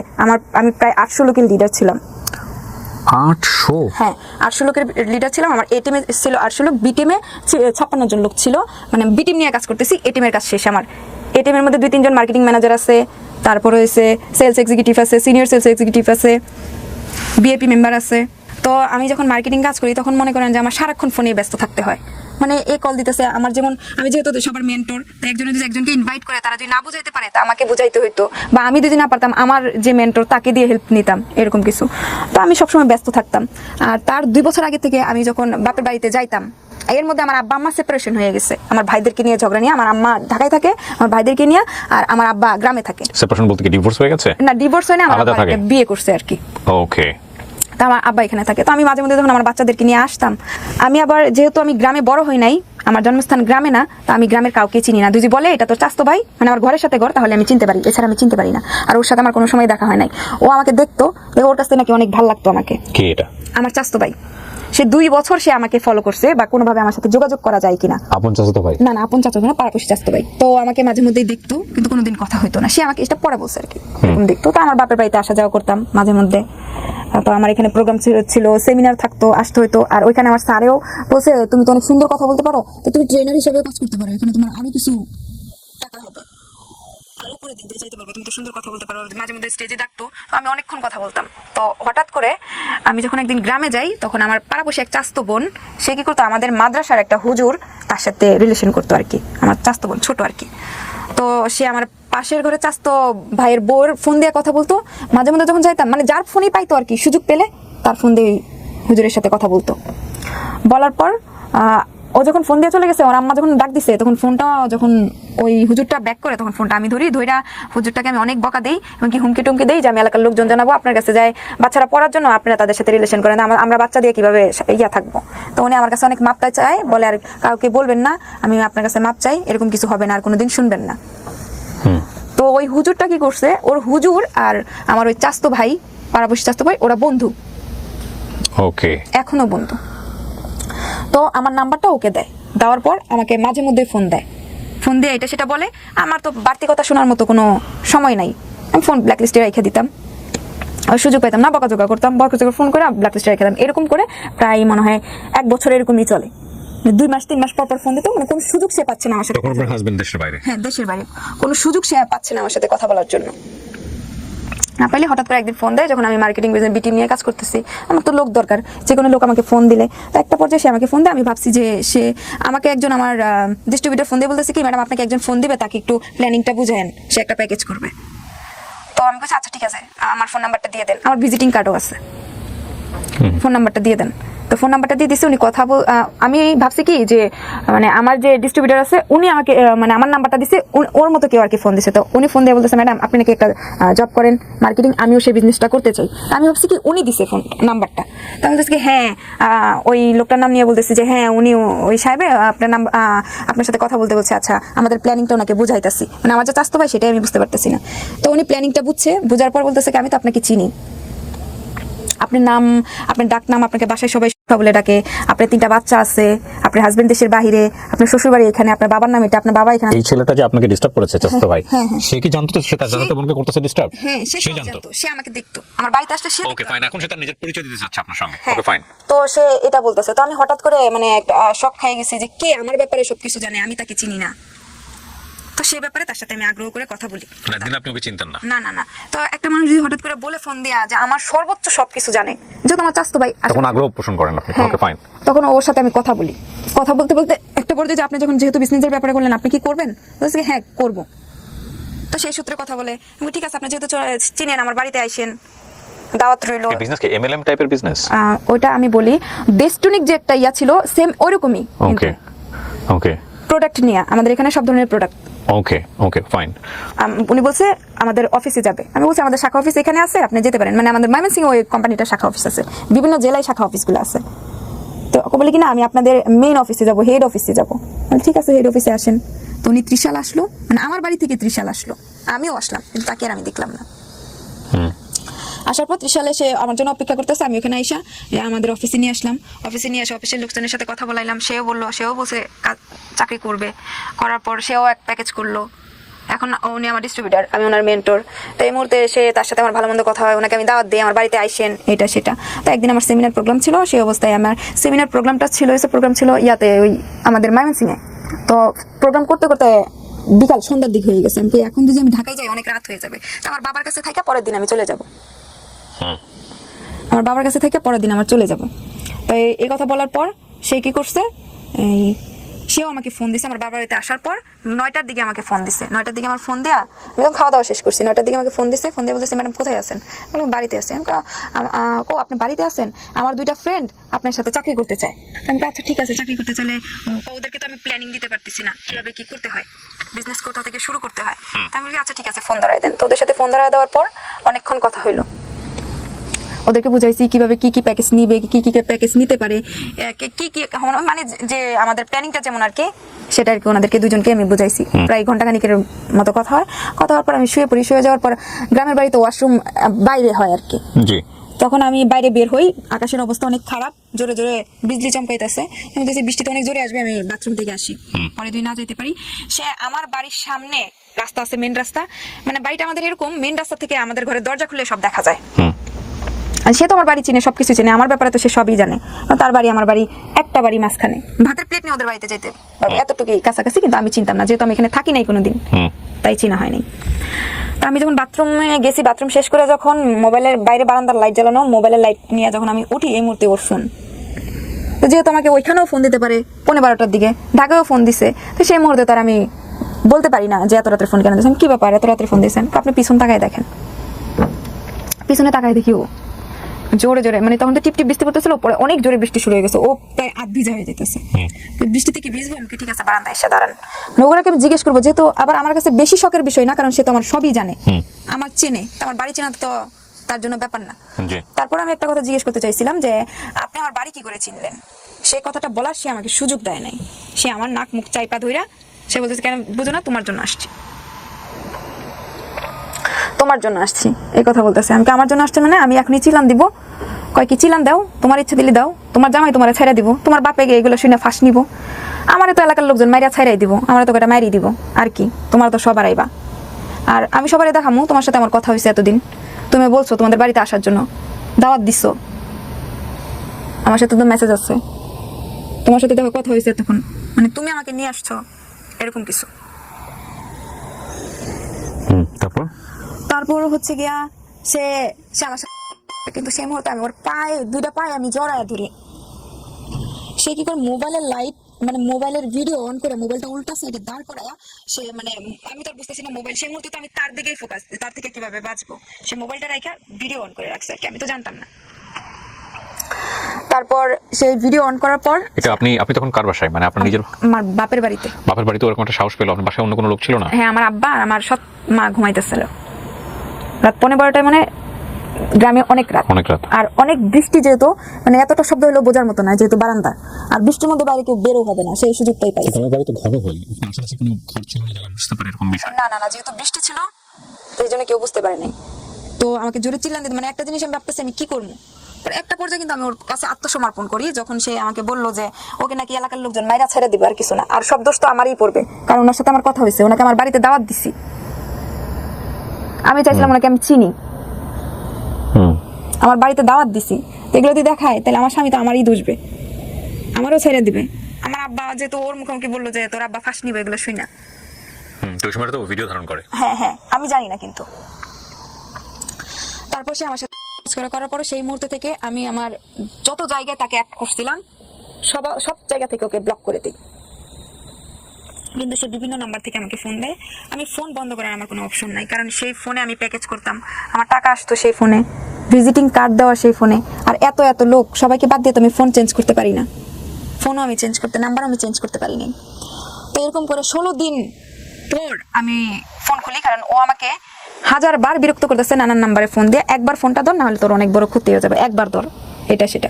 16 দিন পর, মানে আমি বাড়ি থেকে চলে আসার পর এই জিনিসটা কাউকে বুঝতে দেই নাই, আমি কি যা হওয়ার এইভাবেই হয়ে গেছে, মানে আমি একটা অ্যাক্সিডেন্ট ভাইবা এটা বাদ দিতে চাইছিলাম, সে আমাকে ছাড়ে নাই। তখন আমি তার 2টা পা ধরছি, আমি অনেকবার পা ধরে কান্না করছি, কিন্তু সে আমার ছাড়ে নাই। ছাড়ে নাই বলতে মানে সে তার যে এটা হাসিল করতে আসছিল সেটাই হাসিল করবে। আমার সাথে খারাপ কিছু করেছে, আমি তো 2টা পা ধরি, পায়ের মধ্যে জড়ায়া ধরছি, মানে কোনোটাই, মানে চিল্লান দেওয়ারও তো কোনো অপশন নেই, আমার চিল্লান দিলে সবাই জানতে পারবে, আর জানলে সবাই আমাকেই দুষবে, কারণ তার সাথে আমার কথা হয়। আরেকটা জিনিস, আমি যে ব্যবসাটা করতে চাইছিলাম, অনেক লোকজনের সাথে কথা হয়, আমার জামাই না করছিল, কিন্তু আমি কই আমি যখন একা থাকি তাহলে এই ব্যবসাটা করি। আর আমার জামাই কি আমাকে কিন্তু ফোন দিলে 2 দিনে 1 দিনে ফোন দেয়, 2 মিনিট 3 মিনিট কথা বলে, আমি সারা সময় এইভাবেই থাকি। ও বাড়িতে থাকতেও যেরকম আমার সাথে করছে, বাইরে যাওয়ার পর প্রত্যেকদিনও ফোন দেয়, তাহলে ওর সাথে আমার 3 মিনিট 4 মিনিট, বাচ্চাদের সাথে কথা হয় এই 5 মিনিট 10 মিনিট হয়, এছাড়া আমাদের সাথে কোনো কথাই হয় না। মানে আমাদের যে অন্য একটা রোমান্টিক ব্যাপার কথা আছে তেমন কিন্তু নাই, এই আমাদের শ্রদ্ধাশালী কথা, খাওয়া দাওয়া হয়েছে কিনা, সে কেমন আছে, কি খাইছে, এরকমই, এই পর্যন্তই কথা। যেমন সে আমার বড় ভাই, মানে ছোটবেলা থেকে যে সম্মানটুকু করে আসছি সেটাই। সে আমাকে সময় দিত না, সে সময় আমি কাজ করতাম, এটা সেটা করতাম, আর বাইরের দিকে আমার কোনো নজর ছিল না। যে ছেলেটা আপনার সঙ্গে এরকম আচরণ করছে সে কি ম্যারিড ছিল? না, সে ম্যারিড, সে আমার থেকে প্রায় 2-3 বছরের ছোট হবে, ছোট বয়সে। আচ্ছা। তো সে অবস্থায় তো আমি তো আগে থেকে ঢাকায় চলে আসলাম, সে আমাকে বিভিন্ন নাম্বার থেকে ফোন দিল। ফোন দেওয়ার পর 16 দিন পর আমি যখন ওর ফোন উঠাই, তখন সে বলছে কি একবার তুই হোয়াটসঅ্যাপে আমাকে হোয়াটসঅ্যাপ থেকে ব্লকটা খুল, তোকে একটা জিনিস দেখাবো, এরপরে তুমি পারলে আমাকে ব্লক করে দিস, আমার আর কোনো নাই, তাহলে তোর আর বিরক্ত করবো না। তখন যখন সে আমি হোয়াটসঅ্যাপে ব্লকটা খুলছি, সে স্ক্রিন শেয়ার দিয়া সে ভিডিওটার মধ্যে তার মুখে একটা স্টিকার দেয়, স্টিকার দিয়া সে ভিডিওটা আমাকে স্ক্রিন শেয়ারের মধ্যে দেখাইতেছে, দেখ আমাকে কি চেনা যায়, প্রথমে বলছে আমাকে কি চেনা যায়, আমি বলছি কি তুই আমার ভিডিও করছিস কে, তুই কি ভাইরাল হইতে চাস, তুই কি ভাইরাল হইতে চাস। তারপর সে অনেক ব্ল্যাকমেল করে আমার কাছে টাকাও নেয়, যাতে করে ভিডিওটা না পাবলিশ হয়। হ্যাঁ, টাকাও নেয়। তারপর আমি টাকাও দেই, টাকাই দেওয়ার পর একটা 2-3 বার টাকা দেওয়ার পর সে কি করছে, আবার টাকা চাচ্ছে। তখন তো আমি বলি এত টাকা দাও আমার পক্ষে সম্ভব। কত টাকা দেন আপনি তাকে? কত টাকা দেই মানে অনেক টাকা দেই, টাকাটা আমি উল্লেখ করতে চাইতেছি না। টাকা বলতে আমার মামলাতে 5 লাখ টাকা দেওয়া আছে, 5 লাখ টাকার উপরে কিন্তু আমার টাকা দেওয়া হয় ওকে বিভিন্ন টাইমে। ওকে, তো আপনার সঙ্গে ওনার যে এই ধরনের it's a kind of rape, ওনার কথা অনুসারে যদি আমি বলি, আমাকে এভাবে ব্ল্যাকমেল করতো। তারপরে আমি বলতাম কি তোর 2টা পা ধরি, আমার 3টা বাচ্চা আছে, আমার 3টা বাচ্চার দিকে তাকায়, আমাকে ছাইড়া দে, আমাকে আর ফোন টোন দিস না, এটা সেটা। সে 3 বারের মাথায় টাকা নেওয়ার পরেও সে আমাকে ব্ল্যাকমেল করা শুরু করছে। তাই আমি একটা পর্যায়ে বলছি তুই প্রথম ভিডিওটা আমার জামাইয়ের কাছে ছাইড়া দে, কারণ ওজন দেশে এসে দেখবে কোনো টাকা নাই, তখন তো আমার এমনি ছাইড়া দিব। মানে জামাইয়ের পাঠানো টাকাগুলো আপনি ওকে দিয়ে দিতেন? হ্যাঁ, এমনি আমারে ছাইড়া দিব, কি কাম আছে তুই ওরে, আর ভিডিওটা আগে আমার জামাইয়ের কাছেই ছাইড়া দে। সে কি করছে, সে আমার জামাইয়ের কাছে ফোন দিছে, ফোন দিয়ে আমার জামাইয়ের সাথে রং নাম্বারে কথা বলতেছে। আমি কিন্তু তখনও তার বাড়ি আমি চিনি না। তখনই ছেলের বাড়ি আপনি চেনেন না? না, আমি জানতাম যে সে আমার বাড়ির আশেপাশে। আমার হাজবেন্ড আমাকে ফোন দিয়ে বলছে তোদের এলাকার একটা ছেলের মতো আমাকে ফোন দেয়া বলতেছে এটা সেটা, তো কার কাছে আমার নাম্বার দিছিস? আমি কার কাছে তো আমার নাম্বার দিই নাই, আমি তোমার কে ফোন দিছে আমি জানি, আমি ভয় পাইতেছি ভিতর দিয়া। দেখছো তো জামাইয়ের সাথে আমি কথা বলতে পারি, আমি কি তোমার আমি টাকা পয়সা দিয়ে দেবো না, তুমি আমার জামাইয়ের কাছে আবার দিতে পারো ভিডিও। তো একটা পর্যায়ে সে কোনোভাবে নারাজ হয়ে সে আমাকে বলতেছে আমার সাথে তার রিলেশন করতে হবে। সে আমার সাথে প্রেম করবে, সে আমাকে বিয়ে করবে, আমাকে ছাড়া কাউকে বিয়ে করবে না। তোকে যেহেতু করছি, আমি তোকে বিয়ে করব। তো সে ঢাকা পর্যন্ত আসে, ওর একটা বন্ধু আছে, আমি যেখানে বাজার করতে যাই সেই বাজারের সামনে দিয়ে ওই বাড়ির সামনে দিয়ে বাজারে যাইতে হয়। তো সেখানে আমাকে আটকায় কথা বলতো যে সে আমার সাথে প্রেম করবে, আমাকে বিয়ে করবে। তখন আমার প্রেমের প্রস্তাব দেয়, আমাকে বিয়ে করবে। কাজী অফিসে টাইনা নিয়ে যায়, আমাকে চল বিয়ে করি তাইলে। ওই যে কাজী অফিস, আমি বলার সাথে সাথে সে আমাকে কাজী অফিস টাইনা নিয়ে গেছে। তো সেখান থেকে আমি বেরোয় চলে আসছি, আমি বসে গেছি, সেখান থেকে আমার হাত ধরে টান দিছে চল। মানে সেই মুহূর্তে আমি ওইখানেও পাবলিক করতে পারতেছি না, কারণ ওইখানে হচ্ছে আমার যে মামা হয় সে আমার চাচা শ্বশুর, যে আমার খালা হয় সে আমার ফুফি শাশুড়ি। মানে সেখানে বলে সবকিছু উঠে আসবে, সে সব বলবে, আমি সব স্বীকার করবো, পরে তোরকেও আমি মাইনা নিবো। আপনাকে লাভ করতো? হ্যাঁ, পরবর্তীতে সে আমাকে লাভ করতো, এরকম কিছু। মানে আমার সাথে এরকম ভাবে কথা বলতে, মানে সে বেশিরভাগ আমাকে ব্ল্যাকমেল করে আমার সাথে কথা বলছে। মানে আমার সাথে তার সম্পর্ক করতে হবে। পরে আমি একটা বলছি কি যে আমি না তোর সাথে সম্পর্ক করবো না, দরকার পড়লে অন্য একটা ছেলের সাথে সম্পর্ক, তোকে তো আমার একদমই ভালো হয় না।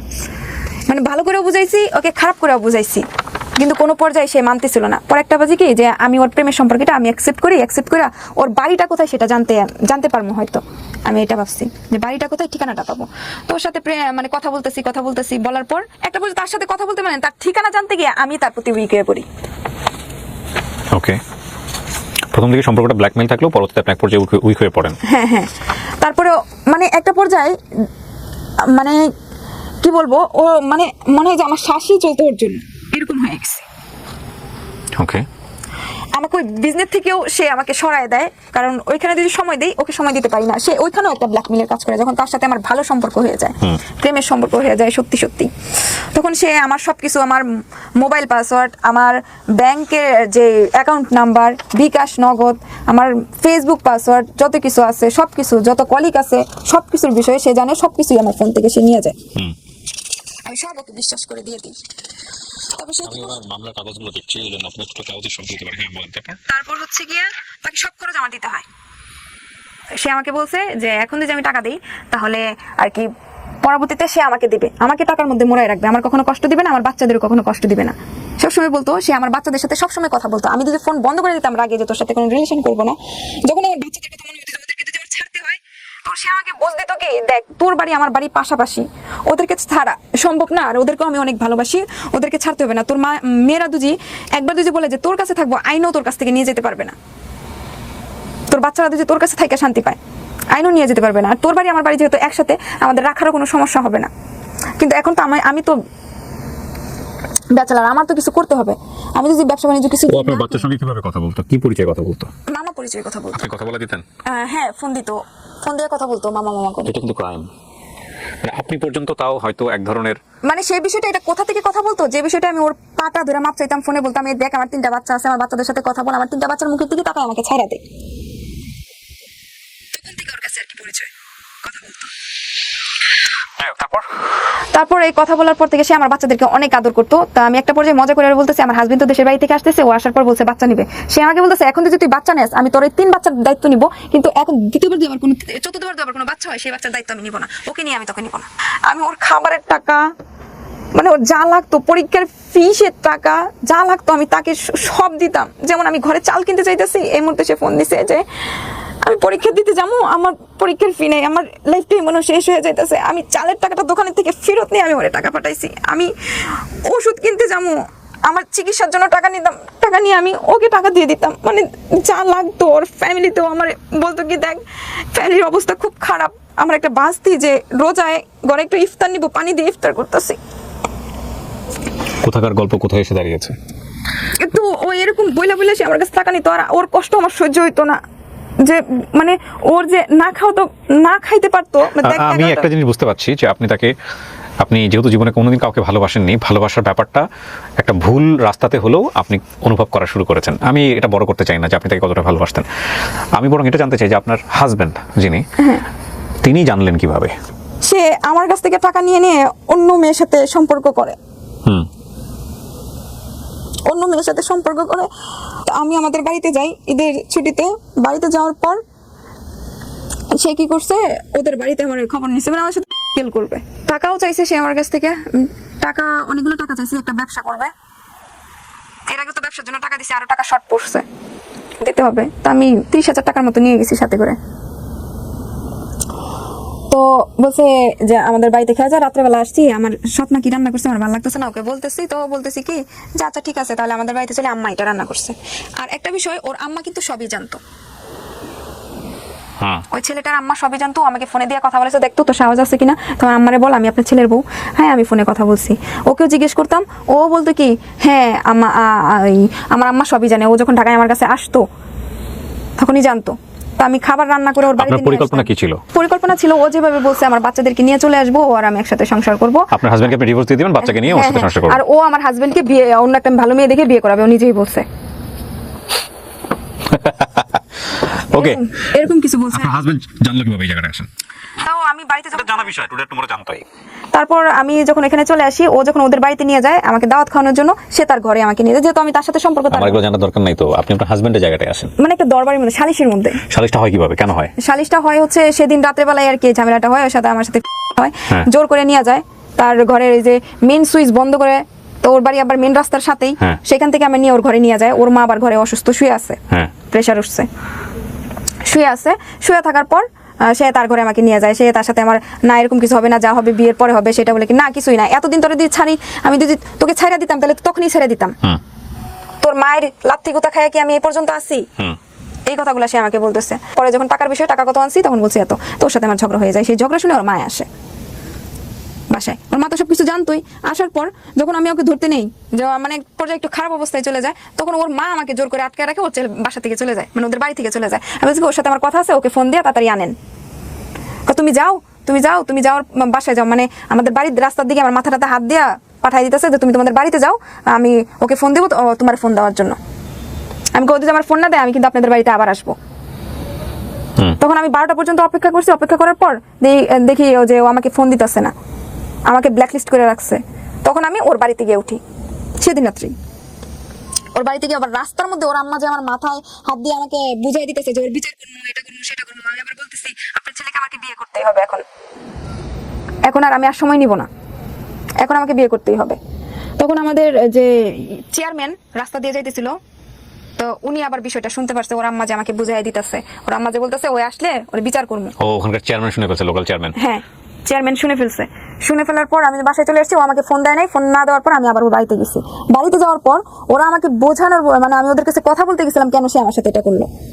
তখন তারা কি করছে, লাঠি নিছে আমাকে মারার জন্য। মানে ওই ছেলেটার ভাই, তারা মোটামুটি সবাই জানতো যে আমার কাছ থেকে টাকা পয়সা, তখন ছেলে তো কোনো কাজ কাম কিছুই করতো না, এত তো টাকা সে পাইতো কই, গরু কিনতেছে, এটা করতেছে, ওইটা করতেছে। তারপর তার ভাই আমাকে লাঠি নিচে মারার জন্য। তো ওরা যখন আমার মাইরা ফালাই দিবে, তা ওদের কাছে এরকম লোক আছে, মানে ওদের গোষ্ঠীর মধ্যে এরকম লোক আছে যে ওরা মানুষে মাইরা ফালায়, কোনো খোঁজ খবর পায় না, এটা সেটা আমাকে ভয় দেখাইতেছে। ওদের মাইরা ফালাই দিলে তোর কেউ খোঁজ নিতে আইবো না। তখন আমি পুলিশে খবর দিই। আপনি দেন? হ্যাঁ আমি দিই। আপনি বুঝতে পারতেছিলেন যে আপনি কি করতেছেন? হ্যাঁ। আপনার হাজবেন্ড জানতো তখন আপনাদের এই বিষয়গুলো? না তখনও জানে না? না তখনও জানে না। তখন সে কি করছে যে ওই ওর ভাই যখন আমাকে মারতে নিছে, তখন আমি পুলিশে খবর দিই যে আমার কাছ থেকে টাকা নিচ্ছে, আমার উপরে সমস্যা করছে। তো এক পর্যায়ে পুলিশ আসার কারণে সবাই জানতে পারে বিষয়টা। তখন জানাজানি হয়ে যায় যে আপনার কাছ থেকে কেন টাকা নিল, অবৈধ সম্পর্ক বা এই বিষয়গুলো। হ্যাঁ হ্যাঁ, তখন এই বিষয়টা জানাজানি হয়ে যায়। হয়ে যাওয়ার পর আমি লোকজন এসে শুনে যেন ওর সাথে আমার কল রেকর্ড ছিল, অনেক বিভিন্ন সময় টাকা পয়সা চাইতো, এগুলো কিন্তু কল রেকর্ড আছে, অনেক মেসেজে আছে। বেশিরভাগই ওর সাথে কথা হইতো টাকার বিষয়ে। সেই একটা পর্যায়ে এই নাই সেই নাই এটা সেটা সব অজুহাতেই দিয়ে আমার কাছে টাকা। আমি কিন্তু তাকে অন্ধের মতো বিশ্বাস করছি। একটা জিনিস চিন্তা করে দেখেন, এখানে অনেকগুলো ব্যাপার আছে। একটা হচ্ছে জাস্ট আধা ঘন্টা আকপিস, আধা ঘন্টা আগেও কিন্তু যদিও সম্পর্কটা অবৈধ এবং অনৈতিক, কিন্তু একটা পিসফুল কন্ডিশনে ছিল। আধা ঘন্টা পরে সম্পর্কটা কোথায় গেছে, কত ভয়ঙ্কর ডিজাস্টার। আচ্ছা, তারপর ওই ওখানে কিছু লোকজন জড়ো হয়, তখন পুলিশ বলতেছে যে চলো আমাদের সাথে থানায় অভিযোগ করো, পরে আমরা দেখতেছি। পরে আমি আমার আব্বারে বলতেছি আব্বা আমার সাথে একটু আইবা, আমি থানায় যাবো, রাত হয়ে গেছে যেহেতু এতটা। পরে আমাদের এলাকায় কিছু লোকজন মাতবরা বলতেছে যে আমরা তো এলাকার লোকজন আছি, তুমি এলাকার লোকজনকে বলো, ও আমরা নিয়ে বসি, ব্যাপারটা দেখি এখানে সমাধান করা যায় কিনা, তখন আর কি আমরা পরে তুমি যাইও মামলা করতে। তো এখন এলাকার লোকজনের কথা তো শুনতে হয়। তো এলাকায় পরে একটা দরবার বসে, সালিশি বসে। সালিশি বসার পরে অনেক লোকজন আসে, তখন সব জানতে পারি, সবকিছু খুলে বলি ওর সাথে কিভাবে আমার সম্পর্ক, কিভাবে সে আমার জীবনে আসছে, বা ওকে যাইতে অনেকবার বলছি, সে কোনোভাবেই যাবে না। সে মানে আমি ফোন বন্ধ করে দিলে সে মরার মতো হয়ে যায়। তখন ও কি করতেছিল সালিশের মধ্যে? সালিশের মধ্যে সে দাঁড়ায় আছে, আমি বসে আছি। তো সে এত কিছু বলার পর সে বলছে কি আমি ওকে চিনিই না। আমি যে সালিশের মধ্যে প্রমাণ দিলাম, ওর সাথে আমার ভিডিও কল আছে, আমি স্ক্রিন শেয়ার করে রাখছি। ওর সাথে আমার ভিডিও কল, মেসেজ, কল রেকর্ডের মধ্যে টাকা পয়সা নিছে, সব কিছু আছে। সব কিছু দেখানোর পরও সে আমাকে বলছে কি যে সে আমাকে চিনে না। কিন্তু এলাকার লোকজন কিছুই বলে নাই, কারণ ওই এলাকায় তাদের যে একটা ভাব আছে, প্রভাব আছে, মনে করেন যে ওরা আপনাকে বলে নাই কিছু। এখন কথা হলো যে আপনার বাড়ির দিককার প্রতিক্রিয়া কি? আপনার বাবা কি করতেছিল? আমার বাবাও সে দরবারের থেকে উঠে চলে গেছে, আর সে দরবারে খবর পায় আমার শ্বশুর শাশুড়ির লোক সবাই আসছে। আসার পরে ওরা এগুলো ভিডিও করে আমার জামাইরে দিছে। কিন্তু সেই দরবারে আমার ভাবছে কি আমার জামাই তেমন কিছু হয় নাই, কারণ কোনোদিন তো এরকম বিষয় শুনে নাই আমার ব্যাপারে। হ্যাঁ, তো বলতেছি ওদের বাচ্চাদের দেখে ভাবছে সাধারণ কিছু, ওর বাচ্চাদের দেখে যদি থাকতে পারে তাহলে থাকুক। কিন্তু আমার শ্বশুরের ভিডিও করে যখন ওনাকে বলছে যে আমরা ভিডিও করছি, ব্যাপারটা শুনে যা, তখন আমি দরবারে আমি বলছি যে আচ্ছা ঠিক আছে, আমি ওইখানে যাবো না, আমার ওই জামাইয়ের ঘরে আমি যাবো না, এই কথা আমি দরবারে বলে বলছি। ও এটা ভিডিও করছো? হ্যাঁ, আমি যাবো না। কেন বলছি? কারণ সেখানে আমার শ্বশুর শাশুড়ি আছে। এখন যদি আমি এখানে বলি আমি যাবো, তারা কি করবে? আমার ইজ্জতের বিনিময়ে কয়েকটা টাকা দিয়ে আমার সেখান থেকে বিদায় করে দিবে। আর ওইখানে যাওয়ার পরে যখন আমার স্বামী জানতে পারবে, তো ওইখান থেকে আমাকে তারাই দিবে। যেহেতু এটা ভিডিও করা হয়ে গেছে, আমার শ্বশুর শাশুড়ি ওরা ভিডিও করছে, তখন সব জানতে পারবে, তখন তো আমাকে এমনিই ছেড়ে দিবে। তারপর সালিশি কমলো, আমি মামলা করতে যাবো। তারপর আমি মামলা করতে যাই নাই। দরবার থেকে বলছে ও তো তোমাকে চিনেই না, বলছে দরবারের লোকজন বলছে তুই ওকে বিয়ে কর, ওকে তো আমি চিনি না, কিসের বিয়ে করবো? ও এটা বলে দরবার থেকে চলে আসছে, কিন্তু দরবারের লোকজন কিছুই বলে নাই। আর আপনার হাজবেন্ড কি হলো? আর আমার হাজবেন্ড পরে আমার হাজবেন্ডের সাথে আমি ফোন দিয়ে যোগাযোগ করতে চাই। যোগাযোগ করার পর সে আমাকে নানানভাবে বকাবকি করে। আচ্ছা ঠিক আছে, আমি অন্যায় করছি, বকাবকি, সে তো সব ভিডিওই শুনছে, বিভিন্নভাবে আমাকে গালিগালাজ করে, এটা সেটা এরকমই চলতেছে। চলে যাওয়ার পর সেই ছেলে কি করছে, আমার হাজবেন্ডকে ফোন দিয়ে বকায়। তখন আমার হাজবেন্ড আরো আগে আমাকে বকে, তুই যদি আমার ডিভোর্স না দেস তাহলে আমি তোরে মামলা দিব, তোর বাপের শুদ্ধ মামলা দিব, আমার কাছ থেকে এত টাকা নিয়ে চলে আসছিস। আর যেহেতু আমি এখানেও একটা মামলা করে ফেলছি যে আমার এত টাকা নষ্ট করছে, তো এটা তো প্রমাণিত যে আমি ওর কাছ থেকে টাকা নিয়ে আসছি। কিসের মামলা করছেন? ধর্ষণ মামলা, তার মধ্যে টাকার উল্লেখ আছে 5 লাখ। আপনি মামলা করলেন কবে? আমি মামলা করছি ওই দরবারি হওয়ার আর মনে হয় যে 7-8 দিন পরে, মানে দরবারি লোকজনকে আচ্ছা দেখতেছি এরকম করে সময় নিছে। তারপর আমি থানায় গেছি মামলাটা করার জন্য। থানায় গেছি। মামলা কি আপনার নিজের পরামর্শ ছিল নাকি আপনার হাজবেন্ড পরামর্শ দিয়েছিল? না, সম্পূর্ণ নিজের পরামর্শ। নিজের, মানে মামলা করার আগে আপনি হাজবেন্ডের সাথে কথা বলেননি যে আমি এটা মামলা করতে চাই বা এরকম কোনো কিছু? হ্যাঁ, তোর যা মন চায় তা করি। এই কথা বলছে, বলার পরে এলাকার লোকজন বলছে তুমি মামলা করো, সে যদি বিয়ে না করতে চায়, এটা সেটা। তারপর আমি মামলা করলাম। মামলা করতে গিয়ে আমি থানায় গেছি। থানায় যাওয়ার পরে তখন তো আওয়ামী লীগ ক্ষমতায় ছিল, তারা ওইখানকার লোকজন ধরে থানায় মামলা নিবে সবকিছু লিখাইছে, মানে তাদের মতো করেই লিখাইছে। আপনার থানায় মামলা হয়নি, শেষ পর্যন্ত আপনি কোর্টে গিয়ে মামলা করেছেন? হ্যাঁ, থানায় আমার ঠিক আছে, এগুলো দরকার নাই, আমি শুধু প্রেক্ষাপটে থাকতে চাই। এখন কথা হলো যে মামলা আপনি করেছেন, মামলাটা কি শিশু ও নারী নির্যাতন দমন ট্রাইব্যুনালে করেছেন। আপনি করেছেন মামলাটা কত তারিখে? 9/10/2024, এই তো কদিন আগে। হ্যাঁ। মামলায় আসামি কে? উনি শুধু নাকি আরো কয়েকজন আছে? আপনার সাক্ষীরা যারা, তারা কি সাক্ষী দিবে? আসলে আমার সাক্ষীরা সাক্ষী দিবে না, কারণ ওদের যে বললাম যে প্রভাবশালী লোক আমাকে থানায় মামলা নিবে করে পরে আমাকে ঘুরাই দিছে, মামলা নিবে না। তারাই আমার বাড়িতে আইসা মেডিকেল টেস্ট হয়েছে? হ্যাঁ, মেডিকেল টেস্ট সব প্রমাণ এসেছে? না, এটা বিষয়টা অন্যভাবে আসছে। যেমন মনে করেন আমাকে এখানে অনেক সময় নষ্ট হয়েছে, দরবার করতে সময় নষ্ট হয়েছে, তারপরে ওরা আমাকে বলছে আচ্ছা দেখি করে সময় নষ্ট হয়েছে। থানায় গেছে, থানায় কয়দিন ঘুরাইছে, সময় নষ্ট হয়েছে, পাওয়া যায় নাই, কারণ এতদিন 26 দিন পরে আসার পর সেখানে কোনো কিছু পাওয়া যায় না, নষ্ট হয়ে গেছে। কিন্তু এটা উল্লেখিত আছে তার সাথে আমার প্রেমের সম্পর্কটা সত্যতা আসছে, এবং কি টাকা পয়সা সে আমার কাছ থেকে নিত, সেরকম কিছু আছে। এত তো টাকা পয়সা তো মনে করেন ছেলেটাকে কি অ্যারেস্ট করা হয়েছে? আপনি জানেন? না, তাকে অ্যারেস্ট করা হয়নি, এখনো অ্যারেস্ট করা হয় নাই। তো এরকম বিষয় নিয়ে হচ্ছে এলাকার লোক। ওনাকে ডাকা হয়েছে কোর্টে, সাক্ষী দিয়েছেন, উনি গেছেন, হাজিরা দেন? না, এখনো হাজিরা হয় নাই। ওয়ারেন্ট হয় নাই? না, ওয়ারেন্ট হয় নাই, কারণ আমার মেডিকেল রিপোর্টটা 4 মাস পরে বের হয়ে আসছে। সেটা থেকে নেগেটিভ আসছে। মেডিকেল রিপোর্ট নেগেটিভ আসলে আপনি প্রমাণ করবেন কিভাবে?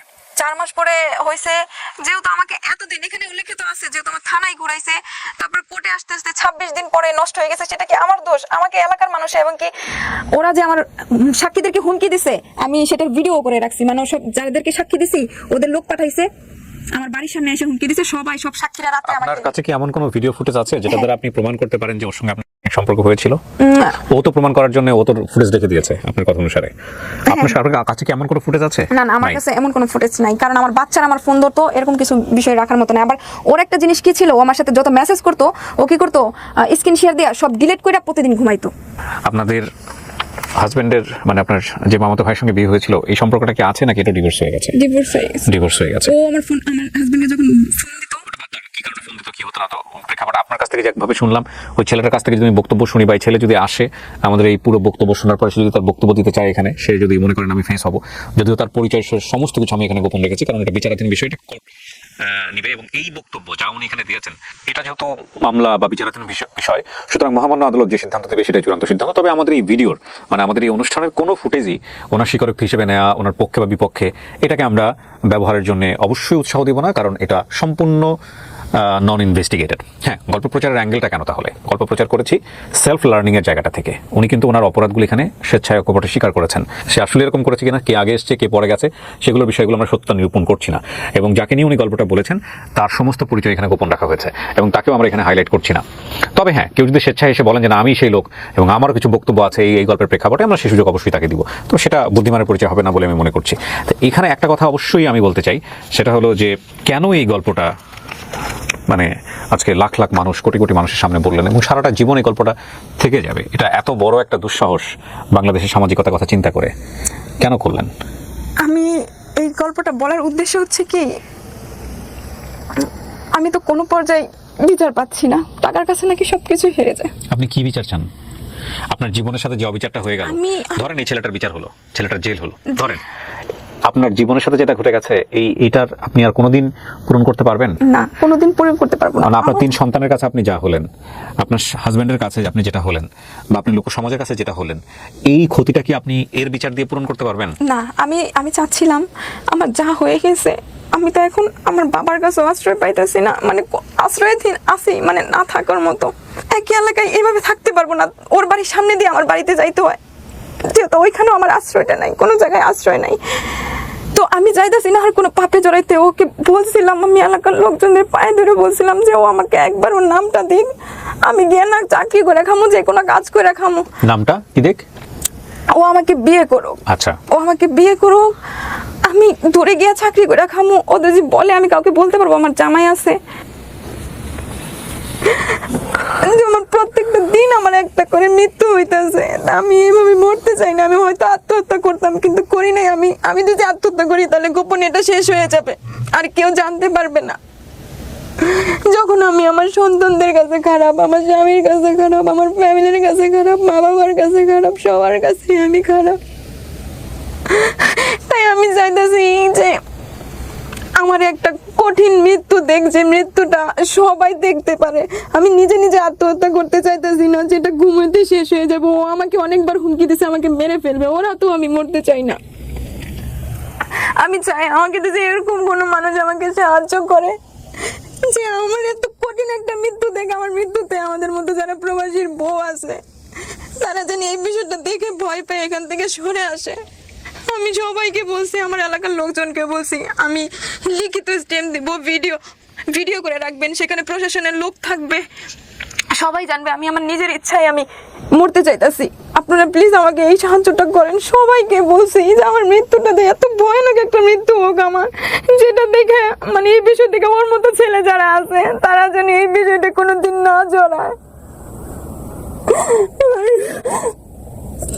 আমার মধ্যে যারা প্রবাসীর বউরা আছেন তারাও জানি এই বিষয়ে করতে গেলে ভয় পায় সব দিক দিয়ে। আর প্রবাসী যারা আছে তাদেরকেও একটা উদ্দেশ্য করে বলি, শুধু প্রবাসী না, যারা স্বামী আছে তাদেরকেও বলি, তাদের বউয়ের মনের দিক দিয়ে বোঝার চেষ্টা করুক, তাদের ফ্রেন্ডলি একটা সম্পর্ক হোক, তাদেরকে একটু সময় দেখ, বড় বড় ভাব যেন আর না দেখায়। আমি চাইতেছি আমি আমার একটা কঠিন মৃত্যু থেকে আমাকে তো যে এই বিষয়ে কি একটু সাহায্য করতো। যাই হোক, আমি গল্পটা শেষ করতে চাই এখানে কয়েকটা কথা বলে। প্রথম কথা হচ্ছে, এই গল্প থেকে আমরা সেলফ লার্নিংয়ের যে বিষয়টা, সেটা এখানে আসলে অ্যাডভাইস করার কিছু নাই, সেটা যেন আমরা সবাই নিতে পারি। 1 2 নম্বর হচ্ছে, জীবনে ভুল করার কিছু মাত্রা থাকা উচিত, সেই মাত্রা অতিক্রান্ত করে আমরা যেন ভুলের দিকে না যাই। এই ভদ্রমহিলা একসময় চাকরি করতো, যদিও সে চাকরিটা সে কীভাবে নিয়েছে আমরা জানি, এখানে অকপটে স্বীকার করেছে, কিন্তু তার একটা অবস্থান তৈরি হয়েছিল। সেই অবস্থানটাও সে খুইয়েছে একটা ভুল সম্পর্কে জড়িয়ে, এবং এই ভুল সম্পর্কের কোনো পরিণতি নাই। এই ভুল সম্পর্ক ব্ল্যাকমেইলের মাধ্যমে শুরু হোক বা যে কোনো ভাবে শুরু হোক না কেন, যদি একবারের জন্য সেটা হয়, কেউ যদি আপনাকে কোনো ব্ল্যাকমেইল করে, এই জায়গাটাকে ফোকাস করে আমি বলতে চাই, ইফ এনিবডি ব্ল্যাকমেইলস ইউ, সেটা যে কোনো ধরনের হোক, ছেলের পক্ষ থেকে হোক, মেয়ের পক্ষ থেকে হোক, আপনি অবশ্যই মনে রাখবেন সেখানে নিজেকে কারো জিম্মায় দিয়ে দেওয়ার সুযোগ নাই। যত রকমের ক্রাইমই হোক না কেন, যত রকমের ক্ষতি হোক না কেন, যত রকমের সামাজিকতা নষ্ট হোক না কেন, অবশ্যই আপনি আইনের আশ্রয় নেবেন, আইনের আশ্রয় নেবেন এবং পুলিশের আশ্রয় নেবেন। আপনার হাজবেন্ডের সাথে সম্পর্ক খারাপ হোক, পরিবারের সাথে খারাপ হোক, ওই দিনই শেষ। জীবনে বেঁচে থেকে কারো কাছে জীবনটা দিয়ে দেওয়া, ব্ল্যাকমেল হওয়ার জন্য দিনের পর দিন কখন জানায় এই ভয় জীবনটা শেষ করে দেয়, এটা চরম বোকামি। আজকের এই ভিডিওটা যারা দেখলেন, আজকে যদি কেউ থেকে থাকেন, আজকে এই মুহূর্তে আপনারা স্টেপ নেবেন এবং সেটা আইনের মাধ্যমে। কোনো প্রকার টেনশন করবেন না এবং কোনো যা হবার হবে, তাওয়াক্কাল তো আল্লাহ, এবং অবশ্যই অ্যাকশন নেবেন। হ্যাঁ, আপনি যদি ভুল করেও থাকেন, এই ভুল এখানেই শেষ হোক, এইভাবে আপনি অ্যাকশন নেন, এটা হচ্ছে বলার। আর এই গল্পের শুধুমাত্র যে জায়গায় এসে দাঁড়িয়েছি সেই জায়গাটা থেকে একটা মানুষকে, বা এই গল্পের যিনি সাবজেক্ট, তাকে চিন্তা করলে বরং ভুল হবে। ওই ক্লাস 4-এর যে মেয়েটার বিয়ে হয়েছিল, ওই যে ক্লাস 4-এর যে সেই স্বামীকে অবশ্যই মাথায় রাখতে হবে। তার জীবনের শেষ আজকের এই পরিণতি ক্লাস 4-এর স্বামীর ব্যাকগ্রাউন্ড থেকে আসতে হবে। হ্যাঁ, তার সংসারটা কেমন ছিল, তার হাজব্যান্ডের সাথে তার স্মুথ সম্পর্ক ছিল কিনা, কেমন একটা সম্পর্কে থাকলে সে হয়তো আরও একটা বেটার জায়গায় যেতে পারতো, একটা শক্তিশালী সম্পর্কে থাকলে হয়তো এরকম একটা ভুল হতো না, সেই বিষয়গুলো একটু চিন্তা করতে হবে, মাথায় রাখতে হবে। সুতরাং সামিরাকে এখানে জাজমেন্টে নেওয়ার কিছু নাই। আর যে মানুষ এমনভাবে মৃত্যু কামনা করে, সে মানুষকে আপনি কি বিচার করবেন? কাউকেই আমরা বিচার না করি আজকের এই গল্পে, বরং আমরা নিজেদেরকে বিচার করার চেষ্টা করি। আমরা আসলে কেউই ধোয়া তুলসীর পাতা নই, নোবডি, এবং কেউই পাপের ঊর্ধ্বে নই। সুতরাং কারো দিকে আঙুল না তুলি। আর অ্যাটলিস্ট এখানে সবচেয়ে ভয়ঙ্করতম ক্ষতির যে জায়গাটা, সবচেয়ে ভয়ঙ্করতম অন্যায়ের যে জায়গাটা, সেটা হচ্ছে ব্ল্যাকমেইলিং। এই ব্ল্যাকমেইল যদি জীবনে আপনাকে কেউ করে, বাকি বিষয়গুলো তো আপনারা আপনাদের জায়গা থেকে ডেফিনেটলি বিচার করলেই পাবেন যে এগুলো থেকে আমাদের কি করা উচিত, সরে আসা উচিত কিনা, সেটা আপনি ডেফিনেটলি। ইভেন প্রেমের সম্পর্কেও যদি কেউ ব্ল্যাকমেইল করে, অত্যন্ত ভালোবাসার সম্পর্কেও যদি কেউ ব্ল্যাকমেইল করে, সেটা যেভাবেই হোক না কেন, তুমি আমার জীবনে না থাকলে আমি ফাঁসিতে চলে যাবো, তুমি আমার জীবনে না থাকলে আমি ছবি পাবলিশ করে দিব, তুমি আমার জীবনে না থাকলে এই যে অমুক রাতে ধারণ করছিলাম, এটা লক্ষ লক্ষ মানুষের কাছে জেনে যাবে। যদি এই কথা কেউ বলে থাকে, ওই মোমেন্টেই আপনি সিদ্ধান্ত নেন এই লোক আপনাকে সারা জীবন ব্ল্যাকমেইল করবে, সে ছেলে হোক বা মেয়ে হোক। বিশেষ করে মেয়েদের মধ্যে অনেক ধরনের এই ধরনের প্রবণতা দেখা যায়, একটু এদিক ওদিক হলেই ঝুলে পড়ে, হ্যাঁ, রশি টানায় ফেলে, ফ্যানের সাথে বাইটা করে ফেলে। আপনি জানেন কি না, আপনি যখন একজন সাইকিয়াট্রিস্টের সঙ্গে কথা বলেন, ভয় দেখিয়ে পৃথিবীতে কখনো ভালোবাসা অর্জন করা যায়নি। হ্যাঁ, একটা সাময়িক সময়ের জন্য হয়তো বা এই লোকটা এসকেপ পথ খুঁজে পাচ্ছে না আপনার কাছ থেকে সরে যাওয়ার জন্য, হয়তো সে ভয়ের কারণে আপনার সাথে মিলিয়ে চলছে, বাট এটা খুব সময়ের জন্য। টুডে আর টুমোরো সে আপনার কাছ থেকে এসকেপ করবেই, কারণ যদি সেই সম্পর্কে ভয় থাকে, সে কোনোদিন আপনার সঙ্গে থাকবে না। আপনি এটা নিশ্চিতভাবেই জেনে রাখেন। প্রেমের সম্পর্ক, ভালোবাসার সম্পর্ক, এখানে যদি আস্থাহীনতা থাকে, সে কখনোই আপনার সঙ্গে থাকবে না। সুতরাং আপনার সঙ্গে থাকা মানে হচ্ছে হলো ক্যারিয়ার বাঁচানোর জন্য করতেছি, আপনার সঙ্গে থাকা মানে হচ্ছে সামাজিকতা, লোকজন মানুষ কি মনে করে এটার জন্য করতেছি। বিশ্বাস করেন, এই লোককে আপনি একদিন হারাবেন, কারণ প্রেমের সম্পর্কে এই জিনিসগুলো থাকে না এবং এটা থাকা উচিত না। সুতরাং যদি দেখেন যে কোনোভাবে ব্ল্যাকমেইল করছে আপনাকে, সেটা ছবি দেখিয়ে হোক, ভিডিও দেখিয়ে হোক, বা অন্য কোনোভাবে হোক, যে কোনোভাবে হোক না কেন, আমার শুধু পয়েন্টের জায়গাটা হচ্ছে এটা, নেভার এভার একটা সেকেন্ডের জন্য নিজেকে দেরি করবেন না, অবশ্যই আইনানুগ ব্যবস্থা নেবেন। এবং ওই লোকের সঙ্গে আপনার সম্পর্ক থাকবে না, বা ওই ভদ্রমহিলা বা যাই হোক না কেন, আপনার যিনি প্রাণের মানুষ, তার সঙ্গে আপনার সম্পর্ক থাকবে না, এটা নিশ্চিত থাকেন আপনি। কারণ ব্ল্যাকমেইলিং দিয়ে আর যাই হোক সম্পর্ক হয় না। আপনি যে বললেন না, আপনি সেলফ রিয়েলাইজেশনের মধ্যে আছেন, এটাই সবচেয়ে বড় কথা। এক পর্যায়ে আমার কাছে মনে হচ্ছিল যে আমি আপনার পুরো ফেস দেখিয়ে গল্পটা প্রচার করতে পারবো, কিন্তু আমার কাছে মনে হচ্ছে না, কারণ আপনার সন্তানদের সাথে অবিচার করা হবে। আমি যদি আপনার ফেস দেখি, যদি আপনি সৎসাহস দেখিয়েছেন, আমি ফেস না দেখিয়ে আপনার পরিচয় গোপন রেখেই গল্পটা প্রচার করবো, এবং তাই করলাম। এরপর এখন আপনি যদি আওয়াজ দিয়ে বলেন যেটা আমার গল্প, সেটা আপনার বিষয়, কিন্তু আমি আমার প্ল্যাটফর্মে আপনার পুরো পরিচয় তুলে ধরবো না, এটা করা উচিত হবে না, কারণ আপনার সন্তানরা আপনার পরিচয় বড় হবে। এখানে দেখেন, আমি একটা কথা বলি আপনাকে, ক্ষমা করার মালিক আল্লাহ। হ্যাঁ, আপনি আল্লাহর কাছে বলেন, এটা হচ্ছে বিষয়। আর দ্বিতীয়ত কথা হচ্ছে যে আপনার চেয়েও ভয়াবহ অপরাধ করা মানুষ এই সমাজে বেঁচে থাকে, বুক ফুলিয়ে বেঁচে থাকে। আপনি সৎসাহস নিয়ে আজকে এখানে ক্যামেরা ফেস করছেন, সে কারণেই আপনার শেষ হয়ে গেছে, বিষয়টা এরকম না। শোনেন, আমি এই বিষয়টা চাচ্ছি না ভাইয়া, আমি চাচ্ছি আমাকে একটা কঠিন না, শোনেন, এটা আরেকটা ভয়ঙ্কর রকমের ভুল। আপনার আমি দুনিয়াতে যতদিন বেঁচে থাকবো, একটা মেয়ে একা, বাবার সাপোর্ট নাই, ভাইয়ের সাপোর্ট নাই, এখান থেকে অনেক কিছু পাপের কাছে চলে যেতে পারি আমি। না, এটা পাপের কাছে যাবেন না আপনি। শোনেন, আপনি আরেকটা, আর এখন এই যে আপনার রিয়েলাইজেশনটা আছে না, আপনি বাকি জীবন আল্লাহ যতদিন আপনাকে বাঁচায় রাখার সুযোগ দেয়, আপনি ভালো কাজ করেন। হ্যাঁ, এবং দেখেন, আপনার যে 3টা সন্তান আছে, 3টা মেয়ে আছে, তাদের জন্য আপনি বেঁচে থাকতে হবে। ইন রিটার্ন আপনি কি পাবেন জানি না, তবে আপনি তাদেরকে একদম শক্তভাবে যেভাবে সাপোর্ট দেওয়া দরকার, ওইভাবে সাপোর্ট দিয়ে যাবেন মা হিসেবে। এবং আপনার সন্তানরা, আপনার জানাশোনা মানুষরা যাতে এই ভুলটা না করে, আপনি সেই চেষ্টাটুকু করবেন। আর এই মানুষটাকে এই মানুষটাও যদি আপনাকে বিয়ে করতে চায়, যদি কখনো, এই যে ছেলেটার নামে মামলা করছেন, যদি আপনাকে কখনো বিয়েও করতে চায়, আপনি কখনোই তাকে বিয়ে করবেন না। এই বিয়ে করাটা ভালো সিদ্ধান্ত হবে না, এটা আমি আমার জায়গা থেকে বলতে পারি। ঠিক আছে, আইনি শরিয়া অনুসারে যদি বিয়ে করার ব্যাপার থাকে সেটা অন্য বিষয়, সেটা নিয়ে আমার কোনো মতামত নাই। কিন্তু মানসিক জায়গা থেকে আমি যদি বলি, এই ছেলেটা স্ত্রী হিসেবে আপনাকে হয়তো মর্যাদা দিলেও কোনোদিন মানসিকভাবে আপনাকে শান্তি দিবে কিনা সেটা নিয়ে আমার যথেষ্ট সন্দেহ আছে। Thank you so much Samira, অদ্ভুত একটা গল্প, বহুদিন পর জীবন গল্প অনেককে নাড়িয়ে দেবে আজকের এই গল্প। দয়া করে পরিচয় খোঁজার চেষ্টা করবেন না যে কে উনি, এবং পরিচয় নিয়ে বলারও চেষ্টা করবেন না। কারো অন্যায়, কারো ভুল, তার দিকে আঙ্গুল তোলার আগে এই আঙ্গুলটা সবসময় যেন আমরা এইভাবে চিন্তা করি। কারণ আপনার ভুলটা অনেকেই জানে না, আপনার অন্যায়টা অনেকেই জানে না, আপনার অপরাধটা অনেকেই জানে না, আপনি জানেন। ওই জায়গাটা একটা খোঁচা দিয়ে দেখেন, যে ভদ্রমহিলা এখানে বসে আছে তার চেয়ে আপনি অনেক বড় বড় ভুল করেছেন, অনেক বড় বড় অন্যায় করেছেন। সেলফ রিয়েলাইজেশনটা খুব ইম্পর্টেন্ট, আমরা যাতে কোনো ভুল না করি এরকম। কারণ কিছু ভুল যেগুলোর শাস্তি খুব ভয়ানক, খুব ভয়ানক। আল্লাহ আমাদেরকে মাফ করুন। শেষ করছি আজকের মতো, অনেক ভালো থাকুন। আসসালামু আলাইকুম।